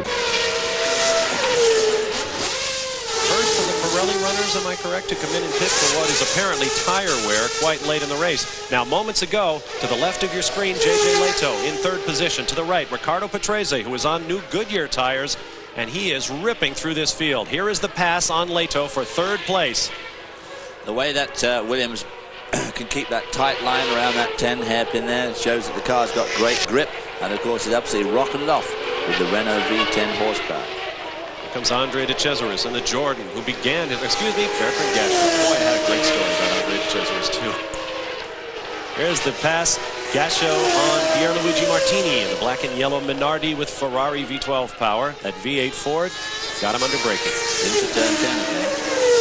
Now we see Gachot again with the 7-up Jordan V8 engine. They have like 1 or 2 systems behind the Benetton Ford engine. The big question is, of course, will they get the V12? Probably a year after Benetton do. There is Pierluigi Martini, who suffered a terrible weekend at Monte Carlo 3 weeks ago. He was roundly pounded by the other drivers for holding things up time and again. And he holds the distinction of the first and only Formula One driver to be penalized during a race this year for blocking. He was parked for 10 seconds at Monte Carlo. Gearbox troubles kept them aback this year. Here's Bertrand Gachot. He's been shown in all of the official standings this year as being French. Now, previously, he was using a Belgian passport. He was born in Luxembourg. His parents have mixed nationalities. He is truly a European, and that's what he likes to call himself. That little blue flag you see with a circle of stars on his helmet, emblematic of a unified Europe. Riccardo Patrese's just done the fastest lap of the race at a 122.6. That's his new tyres. There we see him. This is a lap after his fastest lap. So Riccardo Patrese on his way up through the field, trying to get at least that 2nd spot back from Nelson Piquet.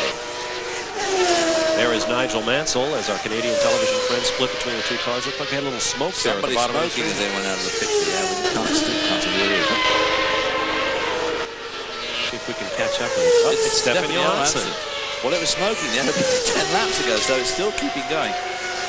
Well, I jumped to the conclusion that Steph right there in the footwork Porsche was out of the race earlier, but he is still shown 5 laps down.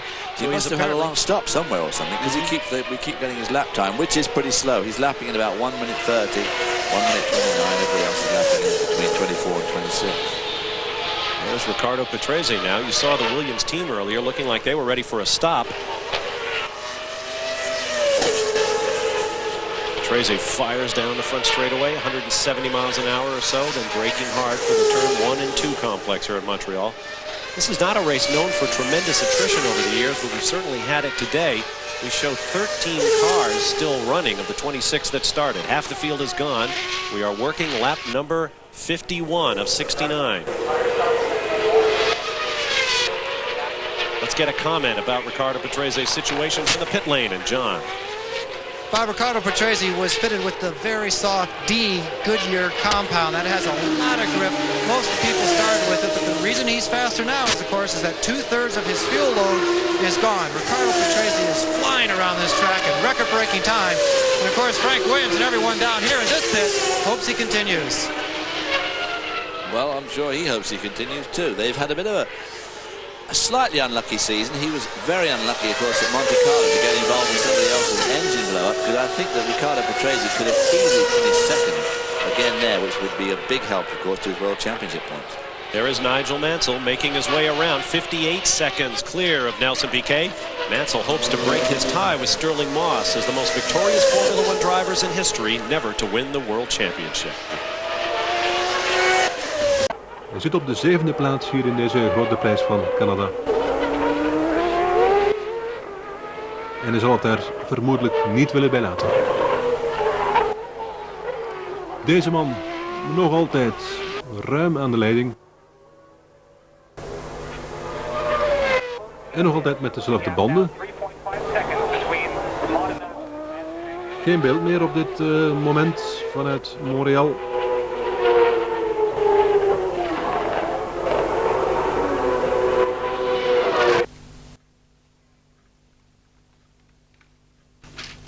En nu blijven we ook nog verstoken van klank. Problemen dus met de lijnen vanuit Canada. Dat was ook al het geval bij het begin. Modena de Cesaris noch in den Punkten. Dann Gachot auf Platz 7, der, das konnten Sie auch sehen, an Martini vorbei ist. Martini auf Platz 8 vor Comas, Piro, Gugelmin, Nakajima und Johansson. Das sind die 13 Fahrer, die noch im Rennen sind. Hier Nelson Piquet, de man op de tweede plaats. En daar Gigi Lechto, die vijfde was. Dat betekent dat Gachot nu in de punten zit. De Fin Lechto. Back live for the Canadian Grand Prix out of Montreal. Riccardo Patrese on fresh rubber. He's really starting to motor now, but I think Nigel at this stage seems to have a really handy lead. Yeah, I think he's going to run out of time. He's doing consistently quickest laps, but I think he came in at the right time, but he may have left it a bit late. It'll be very interesting. That'll certainly be the highlight of the race, to see if he can close that gap to his team leader. Frank Williams would be delighted. Been a long time, you know, coming, hasn't it? It certainly has, and what a great result to do a 1-2 for him. Okay, it's John Bizignano, which would be interesting to see what he's got to report from the pits. The lead is not good enough to come in and make a pit stop. He hates the pits. You know, he's had some tough times in here before. He is going to stay out on the track and try and make those tires last. He's in the lead and he wants to stay there.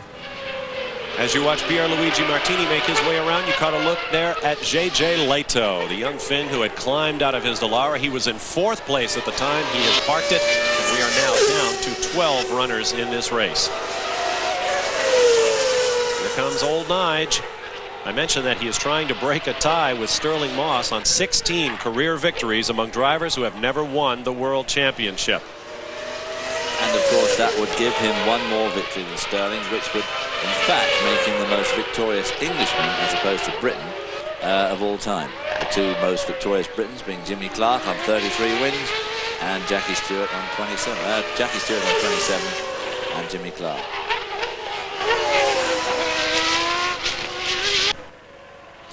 Nigel is still cranking out laps in the 25 range, 1 minute 25, although that last one was a 1 minute 27 second, but I think he probably got held up by somebody.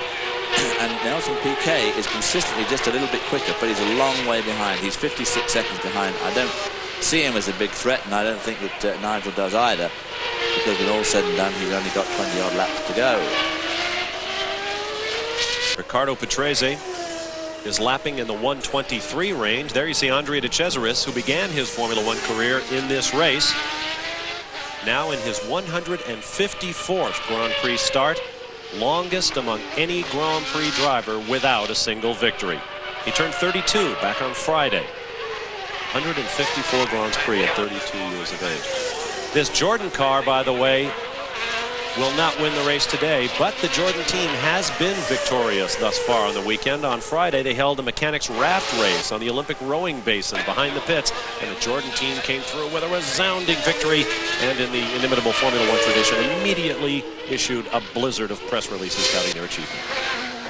It's very important, of course, for this Jordan team of De Cesaris and Gasho to get points to try and get themselves out of the diabolical pre-qualifying on Friday morning, which everybody just absolutely hates. That is over involvement. We are working lap number 55. Let's get down to the pit lane once again with John Visignano. Alain Prost went out of the Canadian Grand Prix with a gearbox problem. That's an automatic gearbox in his car, in that Ferrari. And then his teammate, John Alesi, went out with motor problems. They don't know exactly what they were, but the V12 gave up on the Ferrari. They don't have the car back, so they can't tell us exactly what it was. And Ayrton Senna, the man who has won the first 4 Grand Prix so far this year, that beautiful V12 Honda gave up with electrical problems. Very unusual. This has been a very tough circuit for the top runners. Indeed it has been. There's Bertrand Gachot. You got to look at that flag on his helmet that I was speaking of earlier. Of course, one of the things that makes it tough on the cars, although they've resurfaced the circuit here at Gilles Villeneuve, it's still very, very bumpy. And there's no doubt about it that these electronic components, the computers, the onboard computers, the wiring, it's tough for them to stand all that shaking around all the time. And running right now in lockstep, Nigel Mansell and Riccardo Patrese, first and third on the racetrack. But of course, Patrese is a lap down. And of course, the thing is, will Nigel let him go around here, get his lap back, and set off in real serious pursuit with Nelson Piquet? Yes, he had. Nicely done, gentlemen. Piquet lapping at about, Riccardo Patrese lapping at about 124, Nigel at about 125, almost 126. At this point, Nigel has taken a page from the book of Ayrton Senna and Alain Prost and is going just as fast as he thinks he needs to in order to win this race, with 13 laps remaining this time around. Essential for Nigel, for a number of reasons, to try and win this race. A lot of pressure on him, a lot of pressure on the Williams team. And Stefan Johansson coming in the footwork Porsche. Smoking down. Well, I don't think he's coming in. They are pitted at the far end of the pit lane. Tough break for them. That footwork Porsche team desperately looking for a finish in 1991. Let's get down to John. Both cars from the footwork Porsche team were in the pits earlier with stuck throttle cables, identical problems.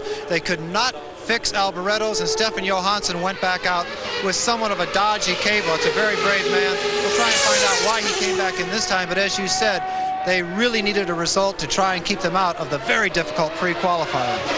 Well, of course, the trouble is with the speed that they've been turning in most of the races in the official qualifying, they, of all people, will never get through that pre-qualifying session, and that'll be just disastrous for somebody with the reputation that Porsche has got to be into the pre-qualifying in the first place, and then to not even get out of pre-qualifying. It's going to be even more desperate. Well, the pre-qualifying teams are definitely performing well. The Dallara and the Jordans ran vaker. Als ze bang zijn dat de banden te warm gaan worden, dan draaien ze even 2-3 ronden wat trager, zodat die weer wat kunnen afkoelen. We zijn op 15 ronden van het einde van deze grote prijs. Een grote prijs die behoudens ongelukken of mechanische pech zal gewonnen worden door deze man, Nigel Mansell. We zijn er alle twee voorbij. Gugelmin.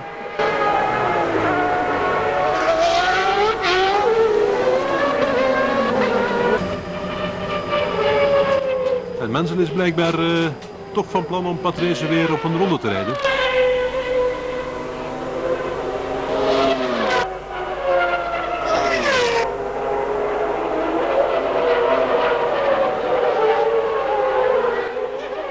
Dit moet een prachtig gezicht zijn voor Frank Williams. Nigel Mansell aan de leiding van een grote prijs.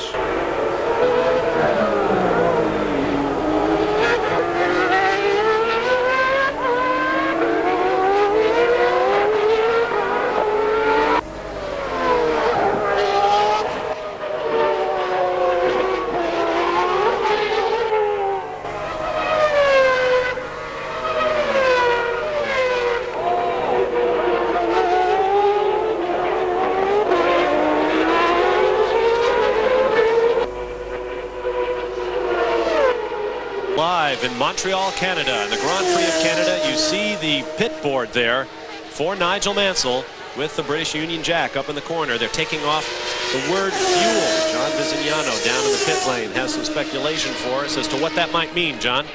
Well, Bob, we certainly don't hope it. The computers may be giving a readout that his car is running too rich. The engine management system controls the fuel flow, and they could be getting signs back to the computer bank saying to ease off, Nige, ease off. You got a good lead, and save the fuel. It would be just disastrous for him to run out now.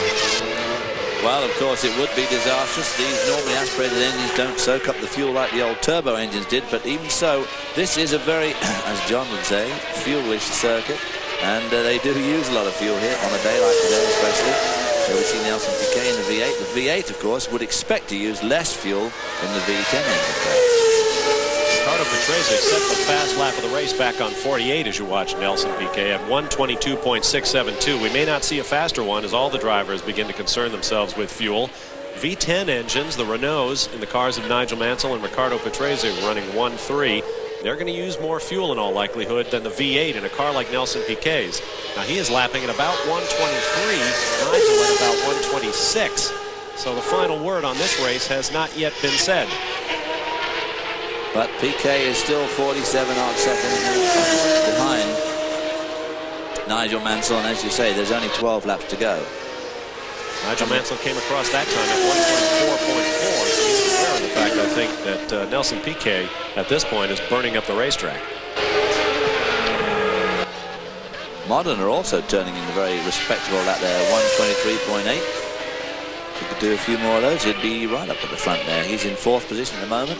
5th and 6th are held by the 2 Jordan cars, the 7-up Jordans, and of course that'll be great for their pre-qualifying hopes. As we work lap 59 with 10 to go, let's recap the field. It is Mansell, followed by Piquet, 47 seconds, 48 seconds and change now behind Mansell. Third is Ricardo Patrese, the only other car in the lead lap after having passed his teammate.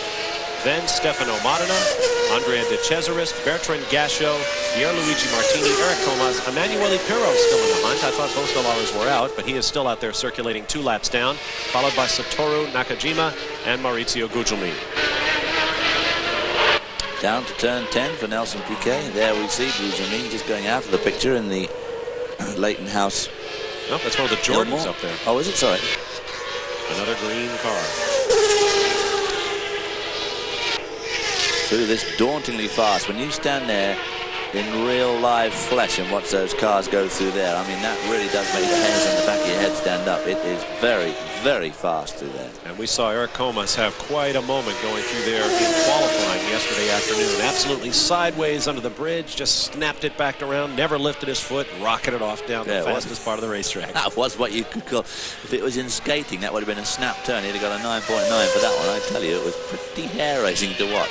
There is your leader, the red number 5 of Nigel Mansell. You see those Molson beer billboards in the background. Such are the marketing wars in Formula One. Molson's got into a big litigation with another Canadian brewer over the rights to this race a few years ago. In fact, the race wasn't held in 1987, I believe, as a result of that fight.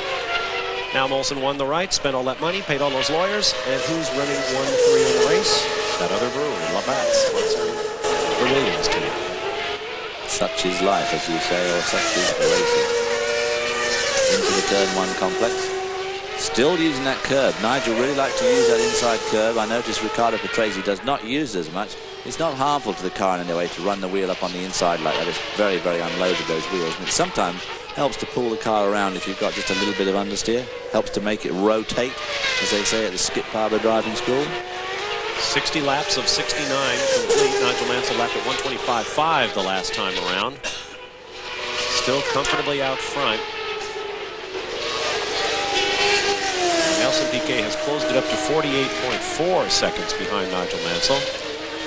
Patrese still right there on the lead lap and going as fast as he can, but mindful of the fuel situation in his V10. Well, flag out back there. Nelson Piquet is now being told we somehow missed it up here. At one stage did pit, which might explain why he's quite so far down and why he's going so fast now. 47.6 seconds now the gap is Nelson Piquet right there in that yellow and green Benetton.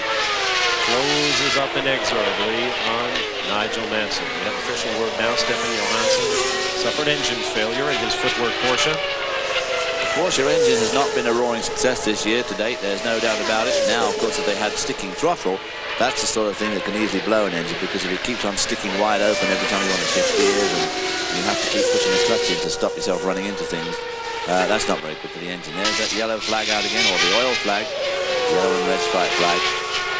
It is very, very hot. The racetrack might indeed be getting slick after all of these race cars have made their way through and all of the engine detonations we've seen today. But things are wrapping up very shortly. Come personale. Qui Riccardo Patrese sta tenendo bene il proprio terzo posto dagli attacchi che gli sta portando Stefano Modena, uno Stefano Modena che in questo giro ha percorso i 4.430 metri del percorso in 1:24,94. La classifica ve l'ho appena letta pochi secondi fa. Riccardo Patrese sta dimostrando di essere un pilota molto regolare. Vi ricordiamo che corre in condizioni fisiche menomate, ma grazie al cuore, grazie a questa sua tremenda volontà, riesce sempre a ben figurare, riesce sempre a dimostrare di essere uno dei 5 migliori piloti del mondo, uno dei pochi che possono fregiarsi del titolo di antisenna della situazione, un titolo che potrebbe in futuro vantare anche Stefano Modena, uno Stefano Modena che qui non ha commesso alcun errore, si attendeva onestamente molto di più da parte della propria Tyrrell, che con Alesi l'anno scorso era andata veramente molto bene. Purtroppo la Tyrrell, questo nuovo telaio 020, ha grossi problemi di sospensioni e Stefano deve accontentarsi. È andato fortissimo a Imola, è andato fortissimo a Monte Carlo, qui si è dovuto accontentare, ma sta portando a conclusione la sua gara al quarto. So with a commanding lead over Nelson Piquet, Patrese fought his way back into third place. Stefano Modena, very good result for him again. Andrew De Cesaris is there, and Gashot too. Well, Alan, it's been a race of mixed fortunes. We've had such a set pattern right throughout the season, and along comes the Canadian Grand Prix and blows it all out the door. Well, exactly, and just as I said at the beginning of the evening, is that Nigel Mansell's retired mentally. He's now romping in the Canadian Grand Prix. You also mentioned the fuel problem, and that's the signs we've seen coming out that they must conserve their fuel. Yeah, I just saw an oil flag out there then too, which means that yet another engine's probably blown up and deposited all over the place. Now, it is extremely difficult on fuel, this circuit, and their onboard computers will tell them, hello, going a bit wide there, possibly on the oil. Their onboard computers will tell them exactly how much fuel they've got left and how long they've got to go, and they'll have to ease back on the throttle a little bit and make sure they don't use all that fuel. A new surface too. I mean, they wouldn't have had a lot of time to test, only the official practice times. No, well, I mean, they can't test there before they go there, so there would have been a lot of guesswork tyre-wise. Okay, well, let's take you back to the ESPN network now, and you're watching the Canadian Grand Prix live and exclusive here on Nines Wide World of Sports. This stage for a fourth place finish, which would give him 6 points in the World Championship, with jumping up, oh golly, to equal fourth with a number of people. Have to see how it turns out. Remember, in the World Championship this year, all 16 races will count. So, and Ayrton Senna could not drop his DNF today from his final standings. Every point gained against the overall leader, Senna, the runaway leader in the World Championship, are points that will stick. And every point lost is lost forever.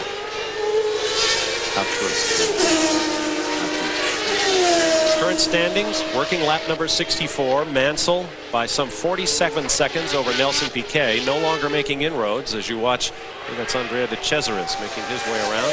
Mansell, Piquet, Patrese, Stefano Modena 1 lap down. Andrea De Cesaris right there running in 5th spot. He'll pick up some points. It's been a while for Andrea. Bertrand Gachot, his teammate, runs in the 6th position. First points for the Jordan team this year. Eddie Jordan will be jumping up and down. In 7th position, Pierluigi Martini, also a lap down. 2 laps down, Eric Tomas in 8th, followed by Emanuele Pirro, 2 laps down in 9th. 3 laps down, Satoru Nakajima in the Tyrrell, and Maurizio Gugelmin in the Leighton House car. There we see the Jesuit, 7 up Jordan, coming to the hairpin, into the fast bit. These cars, just right out the box, went very well. Designed by Gary Anderson for Eddie Jordan. Very famous and very successful campaigner in the Formula 3000 series, which is the stepping stone to Formula 1 in European racing.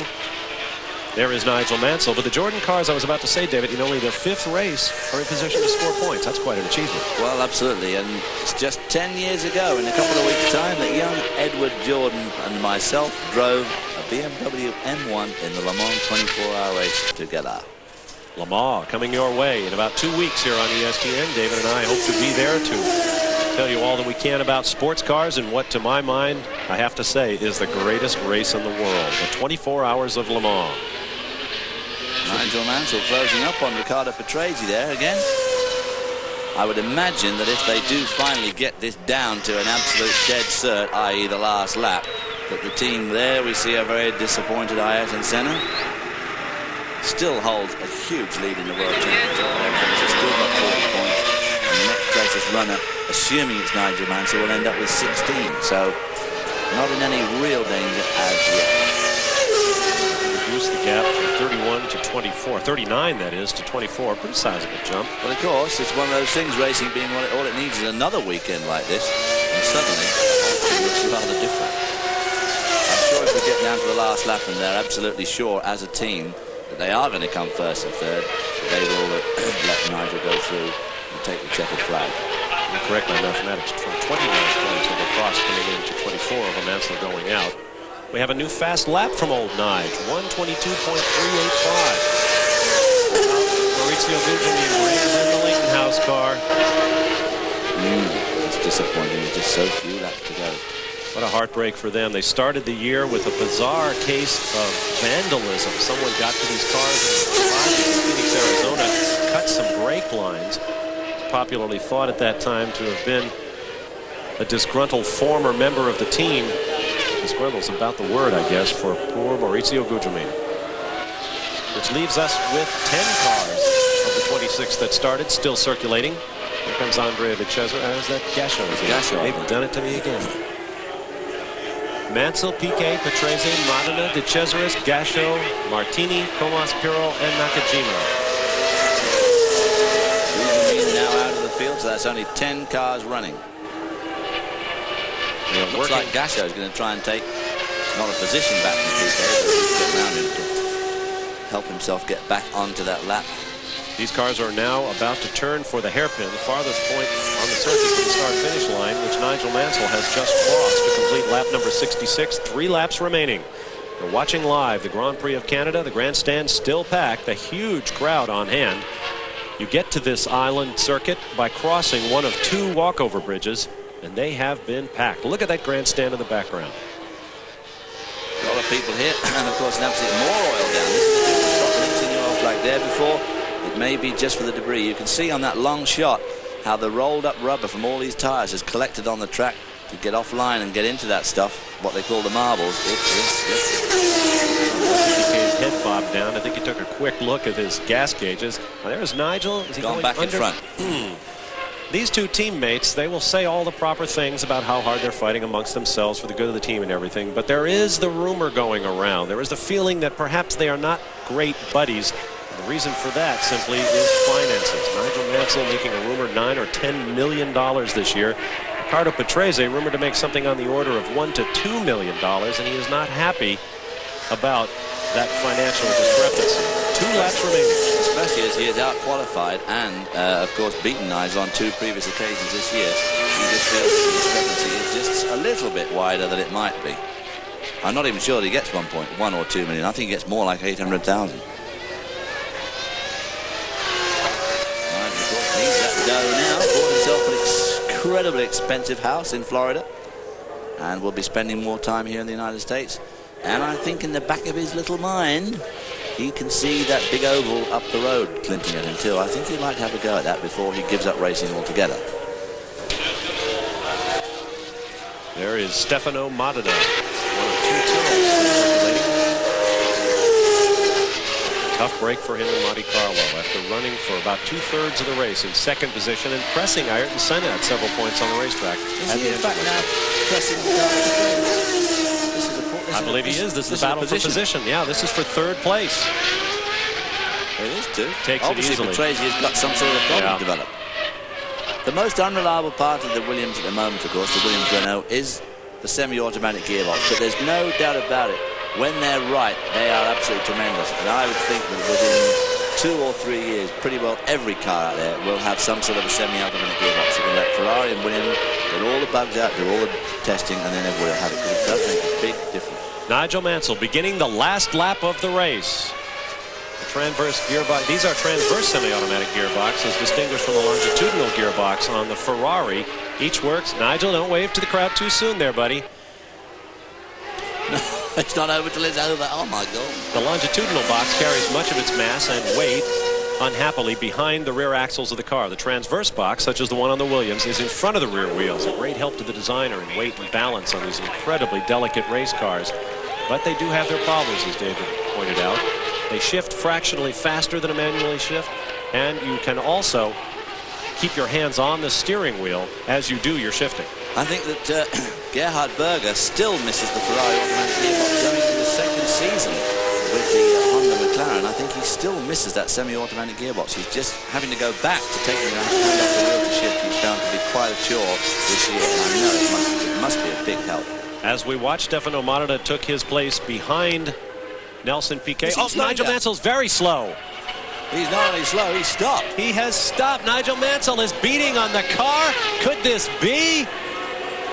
Oh my, he has 57 seconds. We will watch for the Benetton of Nelson Piquet. But at the rate Nigel Mansell is going, there is no question that he is going to be beaten on the 69th and final lap of this race after leading the first 68. That fuel sign obviously then was meant in all seriousness. Here we see the car streaming down that back straight. Expect to see Nelson Piquet any minute. There's Piquet. I wonder if he knows. From second place, he has snatched victory, and time will tell the reason why. Well, you've got to be skillful in any form of racing endeavor to win, but you've also got to have a large slice of luck. How about the new second place car? And right about now, Nelson Piquet will see Nigel Mansell there by the side of the road, and by now he certainly knows that he is leading this race.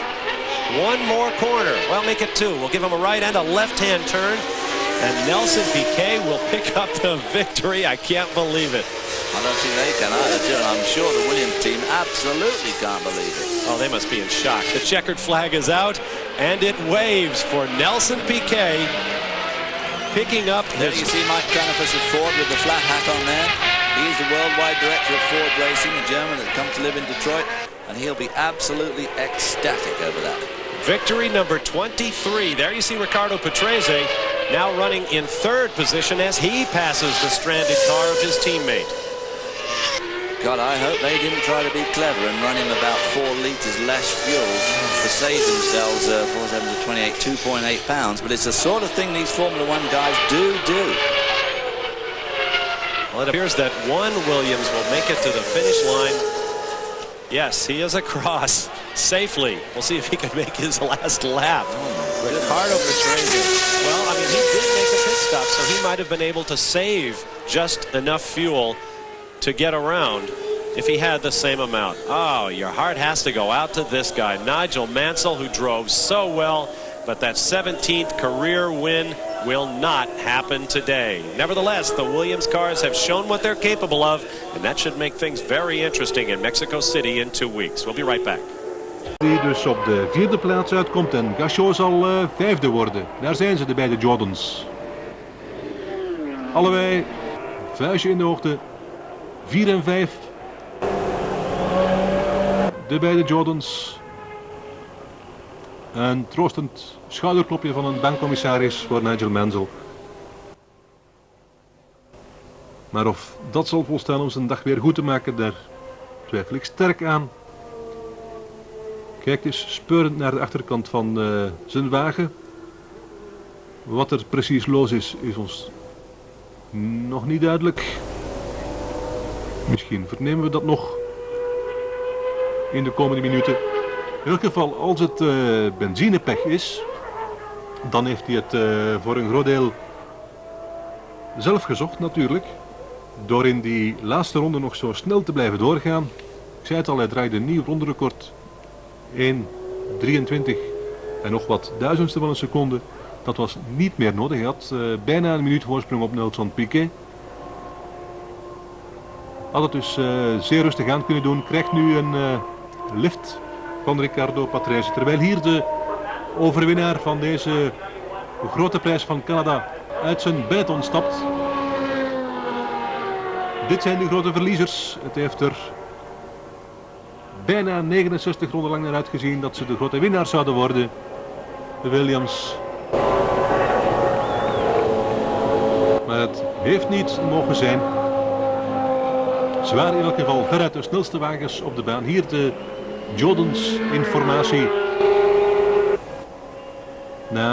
In de vijfde grote prijs van het seizoen krijgen ze wat ze al een tijdje verdienden. Mansell groet het publiek. Heeft in elk geval een zeer goede wedstrijd gereden. Alleen kan je je afvragen of hij aan het eind niet te snel is gegaan. Of hij niet te veel benzine heeft verbruikt. Ervan uitgaande natuurlijk dat het benzinepech is. Die hem in het zicht van de aankomstlijn heeft doen stranden. Kan ook best iets anders zijn. Een of ander mechanisch of elektronisch mankement.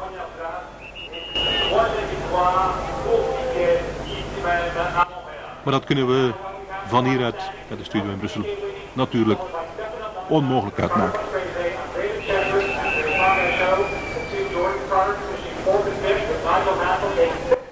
Weer een Braziliaanse vlag die wappert aan het eind van een grote prijs. Maar deze keer niet voor Ayrton Senna, maar voor Nelson Piquet. Daar zien we ze de groen-gele vlaggen met die blauwe wereldbol in. Een bekend gezicht de jongste jaren na afloop van een Formule 1 wedstrijd.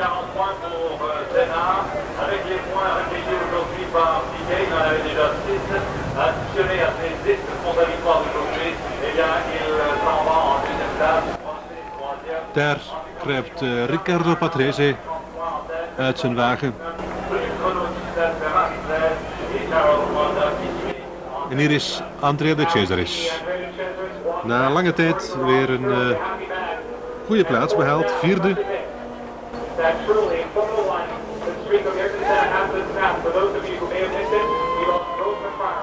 Het is geleden van 88 dat hij nog eens vierde werd, maar hij werd in 89 met een Dallara ook nog eens derde. Vorig jaar geen enkele ereplaats. En nu rijft hij samen met Gachot de eerste punten binnen voor het team van Eddie Jordan. Op 1 minuut en 20 seconden van Nelson Piquet. Gachot, die werd vijfde op 1:22 en Martini, dat heb ik nog niet verteld, die is zesde geworden. Allemaal in dezelfde ronde als Nelson Piquet. Die dus het jongste halfjaar niet te veel mag klagen over pech. Won vorig jaar nog de grote prijs van Japan en die van Australië. Mede door het uitvallen in Japan bijvoorbeeld van Prost en Senna vlak na de start, dat weet u nog. Maar ook van Mansell die te woest uit de pits wou vertrekken en zijn transmissie brak. En hij won vervolgens ook in Australië nadat Senna, die autoritair aan de leiding reed, in de vangrails was gevlogen. En dus nu krijgt hij de overwinning in de schoot geworpen door de opgave van Nigel Mansell in de allerlaatste ronde van deze grote prijs.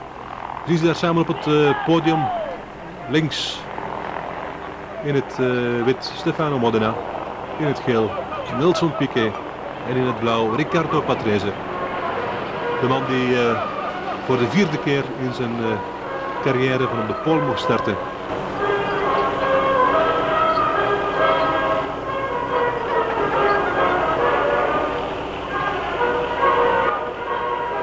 Een breedlachende Nelson Piquet.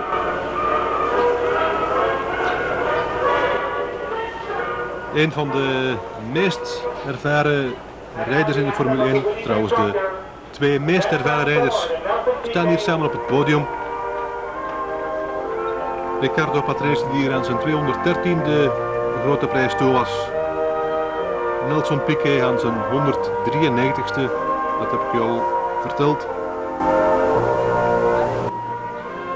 Debuteerde in de grote prijs van Duitsland in 78 met een Ensign Ford, Nelson Piquet. En ook een zeer goede prestatie van deze Stefano Modena. In Monaco ontplofte zijn motor toen hij op de tweede plaats lag. Deze keer heeft hij het tot een goed eind gebracht en finisht hij als derde. In de stand voor het wereldkampioenschap verandert dat allemaal niet erg veel. Nelson Piquet die krijgt er 10 punten bij de 6 die hij al had. Dat betekent dat hij op 16 komt. Nelson Piquet, Riccardo Patrese had er ook 6. Die krijgt er 4 bij voor zijn derde plaats. Komt op 10. En Stefano Modena.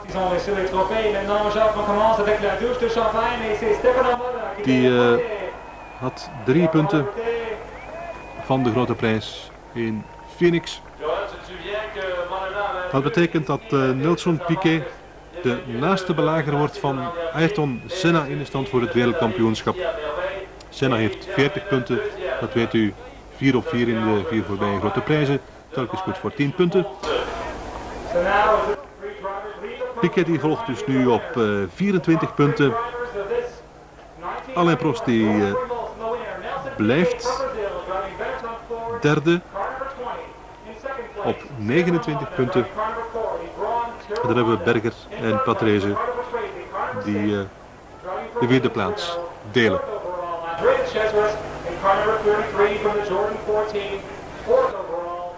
Dat was het, dames en heren, voor deze grote prijs van Canada. News from the radio that Mansell it's slowing down, and I just tried to push again the last lap, but when I saw him, I couldn't believe it.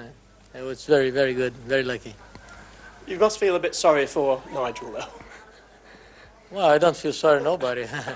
This thing happened with me already. I think it's motor racing. I think a winner who finished in the checkered flag first. Well, the Benetton Ford finished when many of the top teams didn't. No McLarens, no Ferraris. You must be very pleased with your car.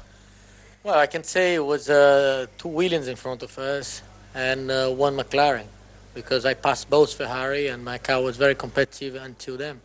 Well, my car was not very good to compete with the Williams, but I was 5 seconds from Senna all the way until he stopped. And the car is getting much better. And I think Williams Renault did a good improvement, and they are a little bit in front. So the season is going to be much more open from now on?